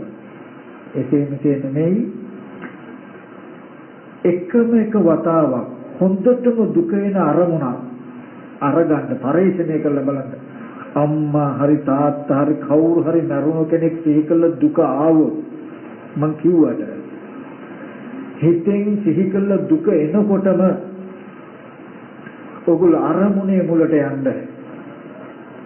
මේ දුක ඇති උනේ කොහොමද කියලා දුක්ඛ සමුදය සත්‍යයට යන්න. දුක්ඛ සමුදය තේරුම් ගන්න. එතකොට පටන් ගන්න අනාත්මයෙන්. ඒ කියන්නේ අපි කියමු තාත්තා සිහි කළා දුක එනකොටම තාත්තා නැරලා තාත්තා සිහි කළා මට අනේ තාත්තා මෙහෙම හිටියනම් කන්න දුන්න බොන්න දුන්න කියලා සිහි කළා දුක එනකොටම මේ දුක ඇති උනේ මට තාත්තා කියන කමෙන්ද කොහොමද මේක ඇති උනේ? හොඳට සිහි කළා අරමුණේ මුලට යන්න ඒ ශරීරේ නරුණට කමක් නැහැ. ඒ රූපේ ඒකෙත් කෙස්ලොම් නේදත් හොඳට බලන්න ඕන ප්‍රපංචනකට පඨවි කොටස් 20 පඨවි ධාතුවට සම කළා. ආපෝ කොටස් 12 ආපෝ ධාතුවට සම කළා. තේජෝ කොටස් 4 තේජෝ ධාතුවට සම කළා. වායෝ කොටස් 6 වායෝ ධාතුවට සම කළා. ඒ බඳු සතර මහා ධාතු රූපෙති අවකාශ ධාතු අවරාගම් තියෙන තැනක මේ ඇස් ඉදිරිපිටට එනකොට අනාත්ම රූප සංඥාවක් පහළ වුණා. ඌ පරිදි කියනවා. ඒ සංඥාවට තාත්තා කියලා මම හිතනකොට මේ හැදී තාත්තා කියලා දැනුමක් මන් තුල ඇති වුණා. ඒ මන් තුල ඇතිවෙච්ච දැනුම උදව් කරගෙන මම තාත්තා ගැන හිතනවා. නමුත් බාහිරේ අනාත්මයි නේද කියලා හොඳට බලන්න. මේ තාත්තා කියන අදහසට පිළිහිලා හිටින්න තැනක් නැහැ. තමන්ම තාත්තව හදාගෙන තාත්තගෙන් දුක් විඳිනවා කියලා තමන්ට තේරෙයි. දුකේ කලකිරීම. ඒ කියන්නේ අපි දුක් විඳිනවා තාත්තා කෙනෙක් ගැන. එයාට මේ ලෝකෙ පිහිටි තැනක් තියෙන්නේ නැහැ. පිහිටි භූමියක් තියෙන්නේ නැහැ නේද? දැන් අපි අඬන්නේ සමහර විට මේ හිටිය තාත්තා කෙනෙක් ගැනනේ. හිටියනම් පඨවි ධාතුවේද, ආපෝ ධාතුවේද, තේජෝ ධාතුවේද, වායෝ ධාතුවේද, ආකාශ ධාතුවේද ඒ නිසා පහළච්ච සංඥාවක් පහළ වුණා. අවිද්‍යාව පත්‍ය සංකරණේ පටිච්චසමුප්පාදය හම්බ වෙනවා. මේ අනාත්ම සිද්ධිය මේ අවිද්‍යාව නිසා තණ්හාව නිසා කර්ම නිසා තාත්තා හදාගෙන දුක් වෙනව නේද කියන නුවණක් තියෙනවා. තමන්ගේ කෙලෙස් ටික නිසා තමන් දුක් විඳිනවා කියන නුවණක් පහළ වෙයි. දුක උපද්දවාගෙන දුක් විඳිනවා කියන අදහසක් පහළ වෙයි. එයා මේ දුකේ කලකිරෙන දවසක් එනවා. නමුත් මේ දුක තාත්තා කියලා සිහි කළා අනේ කණ්ඩ දුන්න බොණ්ඩ දුන්න කියලා හිතද්දි මේ දුකේ ඇතිවීම පෙන්වන්න නැත්නම් දුක්ඛ සමුදය සත්‍ය බලන්න නැත්නම් ඕගොල්ලෝ සම්පූර්ණ දුක පිහිටි අර්ථයක් වෙනවා තියෙන දෙයක් වෙනවා ඕගොල්ලන්ට. ඇත්තටම හිතිය කෙනෙකුටයි මේ දුක් වෙන්නේ. එහෙම කෙනෙක් හිටියා ඉන්නවා ඉදි වෙනවා. මේ විදිහට බැලුවොත් හිතියෙත් නෑ ඉන්නවත් නෙමෙයි ඉන්නේද නෑ. තුන් කාලෙම මනස මිදෙනවා. මම මේ කියන දේ වෙනදට වඩා බොහෝම සහේතුකයි. ඒ හින්දා ඕනම කෙනෙක් බලන්න නෙළුම් පතක දිය ටිකක් වතුන නොරැඳෙනවා වගේ මේ දර්ශන තියෙන කෙනාට දුක රැඳෙන්නේ නැහැ. හැබැයි යා ප්‍රයෝග කළ යුතුයි. ඒ කියන්නේ දුක ඇති වෙන ගානේ අරමුණේ මුලට ආයෙත් ගිහිල්ලා පෙන්නිය යුතුයි. එහෙම නැතුව හිත හිත ඕනතරම් දරුවා ගැන හිත හිතියයි ඉන්න තා එයාට දුක තියෙනවා.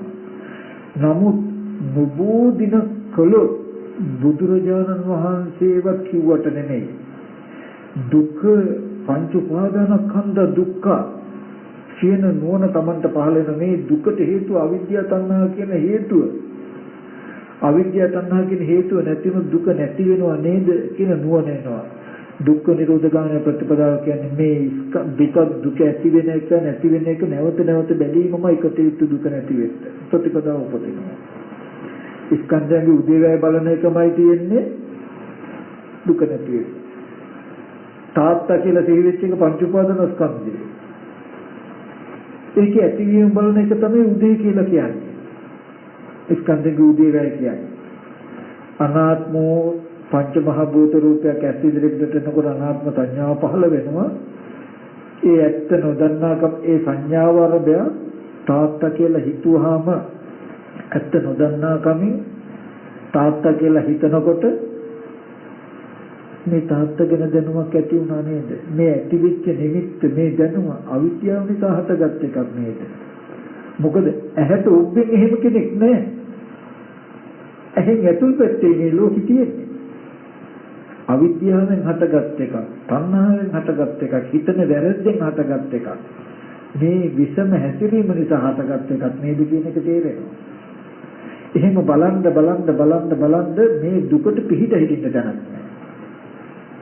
ওই විදිහට කරනකොට තමයි ඕරම් භාගයේ සංයෝජන නැති වෙනවා කියලා කියන්නේ මේ නිමිති තණ්හාවෙන් හැදිරෙන්න තියෙන ඉඩ නැහැ. ඉඩ අඩුයි. ඒ වෙනත වගේ ඒ නිමිති දිගට වැල් යන්න බෑ. මේ ඇත්ත පෙන්වන අරමුණේ මුලට ගිහිල්ලා. ඒ කියන්නේ ඇහැට උඹෙන් තිබුණු දේ බොහොම පිළිසිදුයි. ඒ නිසායි Taman තුළ වැරද්ද ඇති උනේ කියලා බලනකොට ඇති හිතිය කෙනෙක් බලන්න හම්බ වෙන්නේ. ඇති කෙනෙක් හම්බ වෙන්නේ. ඉන්න කෙනෙක් හම්බ වෙන්නේ. කොහොම කරන්න ඕරම් භාගයේ සංයෝජන දුර වෙනවා කියලා කියන්නේ මේ මම කියන ආත්ම භාවයේ මේ කයට දැසගෙන තියෙන ටික එහෙම ඇකිල්ල ගැලිලා යන උඩට. එතකොට මේ ඇහැ කන දිව ආදී අතපය මේවා තමයි දන්නේ. ආත්ම භාවයේ තියෙනවා. නමුත් මේ ඇහැ තියෙනවා කියලා නැහැ. දන්නේ. දැන් මේ වෙන්නේ ඕගොල්ලන්ගේ හිත විඥානපච්චය නාම රූප වෙලා ඉඳයි. නාම රූප පච්චය සලආයතන වෙලා ඉඳයි. ආයතන ටික පිහිටියා කියන්නේ ඕගොල්ලෝ අත්පය විදිමින් මේ ඉන්නේ. හිරිවැටුනොත් කකුලට ඕගොල්ලෝ දන්නවනේ කකුල අත්පය නැති බව තේරෙනවනේ. එහෙනම් ඊට සාපේක්ෂව හිතන්න දැන් එහෙනම් අපි අත්පය දැනුම් රහිතව එහෙනම් ඉන්නේ නේද? තේරෙනවද? අන්න කකුල අතපය හිවි වැටුනහම මොකුත් නිමිති නැහැනේ. ඒ විදිහටමපත් වෙනවා අනාගාමී කෙනෙක්. මේක සතර මහා ධාතු රූපයක් මිසක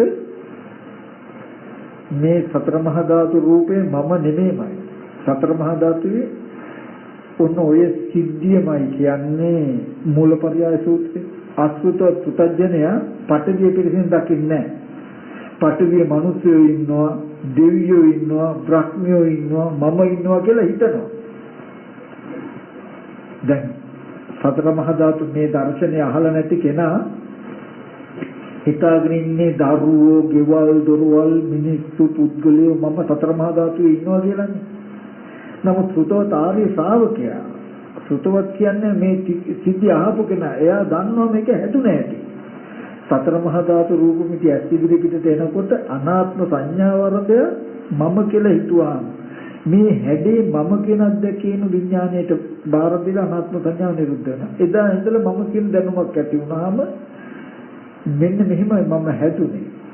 මේක නොදන්නකොට මේ මම කියන හැඟීම සතර මහා ධාතුව ඇසුරු කරගෙන පවතිනවා. හැබැයි අරමුණේ මුලට ගියාම හොඳට තේරෙනවා මේ මම කියන කෙනාට සතර මහා ධාතුව ඇසුරු කරන්න බෑ. හැම වෙලාවෙම ආමගින් යනවා කියලා කියන්නේ එක දෙයක්. හොඳට මතක තබා ගන්න ඕන. මම කියන හැඟීම ඇති වුණාම මාව බලන්න යන්න එපා. මම කියන හැඟීම ඇති උනේ කොහොමද කියලා ආපු පැත්තට යන්න ආපහු. අපි පාරක ගමනක් ගිහිල්ලා මොනවා හරි සිහි වුණොත් කොතනක හරි අමතක වෙච්ච එකක් සිහි වුණොත් ආපහු යන්නේ. නේද? දැන් ගමනක් යන ගෙදරින් පාරට බැස්සා දුරකථන ගන්න අමතක වුණා, පර්ස් එක ගන්න අමතක වුණොත් මොකද වෙන්නේ? ආපහු එනව නේද? ඉස්සරහට යන්නේ ආපහු එනවනේ. ඒ වගේ දරුවා කියලා සිහි වුණොත් ආපහු එන්නේ. අම්මා කියලා සිහි වුණොත් ආපහු එන්නේ. ආපහු එනවා කියලා කියන්නේ මොකද්ද? ආපහු පැත්තට මේ දැනුම ඇති උනේ කොහොමද කියන තැනට ගිහිල්ලා ඇත්ත අල්ලලා දීලා එතන ඉඳලා යන්න. දරුවා කියලා සිහි වුණොත් ආමගේ යන්නේ නැතුව අනිත් පැත්තේ යනවා වගේ තමයි දරුවා කියන කැත්ත වෙලා දරුවා වෙන්නේ මම මේක ගේන්න ඕනේ මේක ගන්න ඕනේ දරුවා වෙන්නේ දෙන්න කඩේ යන්න ඕනේ කියලා ඉදිරියට යමක් කරනවා. ඒ නිසා මට ඉතින් මතක් කරන්න තියෙන්නේ මේට වඩා මේ අරමුණ තව ඉදිරියට පැහැදිලි වෙයි. නමුත් මේට වඩා චතුරාර්ය සත්‍යයක් නම් හොයන්න එපා. වෙන බන්න දැන් අපිට එකක් තියෙනවනේ තැනකින් සෑහීමකටපත් නොවන නමුත් ඇත්ත ඒක සාධාරණයි මොකද මේ දර්ශනේ මේ ටික නැතිකම ලොකු අඩුවක් වෙලා තිබිලා තියෙනවා මේ දර්ශනේ. ඒ කියන්නේ බණ අහන්න විස්තර එකතු වෙනවා ආශ්‍රයක් වෙන්නේ නැහැ.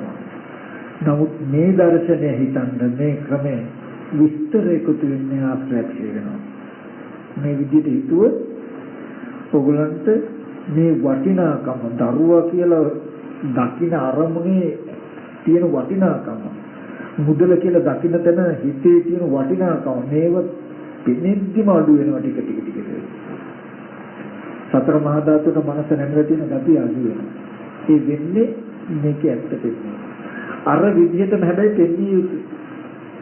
අනාත්ම රූපය හොද්දට විස්තර කළා එබඳු රූප නිමිත්තක් අනාත්ම නිමිත්තක් ඇස් ඉදිරියට එද්දී ඒක ආරම්භය මෙහෙම හිතපුකම හින්දා හිතනකොට ඒ හැදේ ආරම්භය හිතපු අත්දැකීම විඥාණයට පවර ගන්නවා. උදාහරණයක් දැන් මේ ඉදිරියෙන් තියෙන්නේ පංච මහ භූත රූපේ ඇස් ඉදිරියට හම්බ වෙන රූප සංඥා මේ හැඩයට මම රූපසිංහ මහත්තයා කියලා හිතුවොත් මේ හැඩේ රූපසිංහ මහත්තයා කියන දැනුම මන් තුළ ඇති කරලා රූප සංඥාව නිරුද්ධ වෙනවා. එදා ඉඳන් මම රූපසිංහ මහත්තයා කියලා සිහි කරනවා. නමුත් මේක ඇති වෙච්ච හැටි නොදන්නකොට ඇති වෙච්ච මුල් අරමුණට හිත නැමිලා පවතිනවා. සතර මහා ධාතු. ඊගාදවසේ අනාත්ම පංචමහ භූත රූපය ඇස් ඉදිරියට එනකොටම අර මං හිතපු විස්තර ටික ඔක්කොම ආපහු හිතෙනවා මනස. ඒකයි දුක ඇතිවීම කියලා මේ රූපසිංහ මහත්තයා කියලා මන් තුළ ඇතිවෙච්ච නිමිත්තක තමයි දුක කියලා කියන්නේ. ඇයි? එයා ලෙඩ වෙච්ච, මහලු වෙච්ච, මැරිච්ච දුක හෝ එයා බැනපු මට බැන්නා, මට ගැහුවා, මට දොස් කියපු දුක හෝ ඕන දුකක් එන්න පුළුවන්. ඒ බඳු කෙනෙක් බයින්ද කෙනෙක් හදාගෙන මේ තියෙන්නේ. ඒ හින්දා මේ නිමිත්ත පැවැත්ම දුක. දන්නවා මේ නිමිත්ත දුක. ඒ දුක ඇතිවෙච්ච හේතුව හොයන දුක්ඛ සමුදය සත්‍ය කියන ආපහු යනවා. මෙහෙම සිද්ධියක් වෙන තැනක මෙන්න මේ නිසයි. මේ දුක ඇති වුණේ අවිද්‍යාව, කර්ම, තණ්හා කියන ටිකෙන්. ඒක සමුදය ධම්මානුපස්සීව. වය ධම්මානුපස්සීව, සමුදය වය ධම්මානුපස්සීව කියන විදිහට. ওই විදිහට හැම එකක් ගන්නෙම හිතන්න හැබැයි මේකට Taman දක්ෂ වෙන්න ඕන. දක්ෂ වෙන කෙනා හිතුවොත් නොබෝ දවසකින් Tamanට ඒකාන්තයෙන් පිළින මට්ටමටම මේ සසර ගෙවන මේ අජරාමර නිවන පිළින මට්ටමටම ලැබෙනවා. සලආයතන නිරෝධය කියන්නේ ස්පර්ශ නිරෝධයෙන් දැකපු දේ නිරුද්ධයි කියලා අනාත්ම සංඥාවේ නිරෝධය එළඹ සිටිනවා. Taman මේ පංච උපාදානස්කන්ධය උදේලේ බලන්න කෙලෙස් අඩු වෙනවා කියලා කියන්නේ ඇස් ඉදිරියට එන අනාත්ම සතර මහා ධාතු නිසා එන අනාත්ම සංඥාව එහකට ගන්නකොටම දැකපු දේ නිරුද්ධයි කියන නුවණ එළඹ සිටින ඌ පරිදි නගර හිණයට අල්ලලා දෙන්න පුළුවන් මොනවා. ඇයි මේ කෙනෙක් සී කරගන්න හැපිරෙන්නේ නැහැ. සලආයතන නිරෝධී දීක දැස ගන්න. ඉතින් ඔය ටික තමයි මට පොඩ්ඩක් මතක් කරන්න තියෙන්නේ. හැබැයි බොහොම සියුම් බොහොම ගැඹුරුයි. නැවත මෙනෙහි කරන්න කොච්චර සුවක්හරිද කියලා බලන්න. Tamanට දුක ආපු අරමුණක් අරගෙන සිහි ඇතුව දුක ඇති වෙච්ච හේතුව තියෙන තැනට යන්න ඔය විදිහටම මුලින්ම අනාත්ම බව පෙන්නලා අනාත්ම රූප සංඥාවක් පෙන්නලා අනාත්ම සංඥාව ආරම්භය Taman හිතපු වහම මේ සංඥාවට හිතපු අත්දැකීම විඥානය බාර ගන්නවා. අනාත්ම සංඥාව නිරුද්ධ වෙන මෙන්න දුකේ ආරම්භය. කෙනෙක් හදාගෙන දුක් විඳිනව නේද? ජරා මරණ හදාගෙන විඳිනව නේද කියන උත්තරේ. ලෝකය තමන් ඇතුළු හැම දෙයක් මේ සිද්ධිය නොදන්නතා සතර මහා ධාතුන් මෙතෙන්නේ වටිනාකම කියන්නේ. ওই සිද්ධිය දැකපු දවසටයි සතර මහා ධාතුන් මෙදෙන්නේ. හොඳට තේරෙන කෙනෙකුට මෙහෙම සිහි කරනකොට එයාට මේ ඥාන දර්ශනය එළඹ සිටිනවා. හොඳයි එහෙනම් දරුවන් තරමයි ওই ටික තමයි මට කියන්න තියෙන්නේ. ওই ටික බලන්න ටිකක් මේක ගැඹුරුයි. තව ඉස්සරහට යනකොට මේට වඩා සරල කරන්න පුළුවන් වේද දන්නේ බලමු. නමුත් සත්‍ය නම් මේට වඩා වෙනස් වෙන්නේ නැහැ. සත්‍ය අවබෝධයක් තියෙන මේට වඩා මේ කාරණාව පැහැදිලි වෙයි. චතුරාර්ය සත්‍ය මේට වඩා වෙනස් වූ සත්‍යයක් හම්බ වෙනවා. එච්චරමයි කියන එක මතක් කළ හැකි. හැම දිනකට මේ කුසලයේ නිවන් දුකම පාරමිතාවක් වේවා කියලා අපි මතක් කරනවා. මේ තුලින් රැස්වෙච්ච සියලු කුසලයන් ලෝකයේ සම්බුද්ධ ශාසනයත් ආරක්ෂා කරන ඉෂ්ඨකාරක සියලු දෙවියන් මේ තුන් අනුමෝදන්ව දෙවියන් දිවිසු වඩා වර්ධනය කරගනිත්වා. දෙවියන් පතන බෝධියකින් උතුම් වෙන සම්පත්තා කියලා සාදු කියලා ප්‍රාර්ථනා කරන්න. ඒ වගේම මේ කරගත් සියලු කුසල් මේ කිතර ගෘහාධිපතිතුමා සුදජයසිංහ මහත්මයාගේ නමින් නැති කලුරිය කළ දෙමාපිය අතුළු වර්ග පරම්පරාගත ඥාතීන්ට ඒ මනසා මෙතනගේ ආදරණීය පියා සිරිගෙන යහපත් තුමා අතුළු වර්ග පරම්පරාගත ඥාතීන්ට ඒ වගේම මෙතන සහ සම්බන්ධ වෙච්ච ඔබ සියලු දෙනාගේ නමින් නැති මේ පරිලෝකීය සියලු ඥාතීන්ට මේ පින් අනුමෝදන් කරනවා. පින් අනුමෝදන්ව සුඛී සුවපත් වේත් නිවනින් සැනසෙත්වා කියලා සාදු කියලා පාරායන. මේ සෑම දිනකටත් ජාතියක් ජරාවක් ව්‍යාධියක් මරණයක් ශෝකයක් නැති සදාතනික සැනසෙල්ල ඇති අජරාමර නිර්වාණ සම්පත්තිය මේ ජීවිතයෙන් වහවහාම සාක්ෂාත් කරගන්නට මේ දේශනාව තම තමන්ට පාරමිතාවක්ම ශක්තියක් වේවා කියලා සාදු.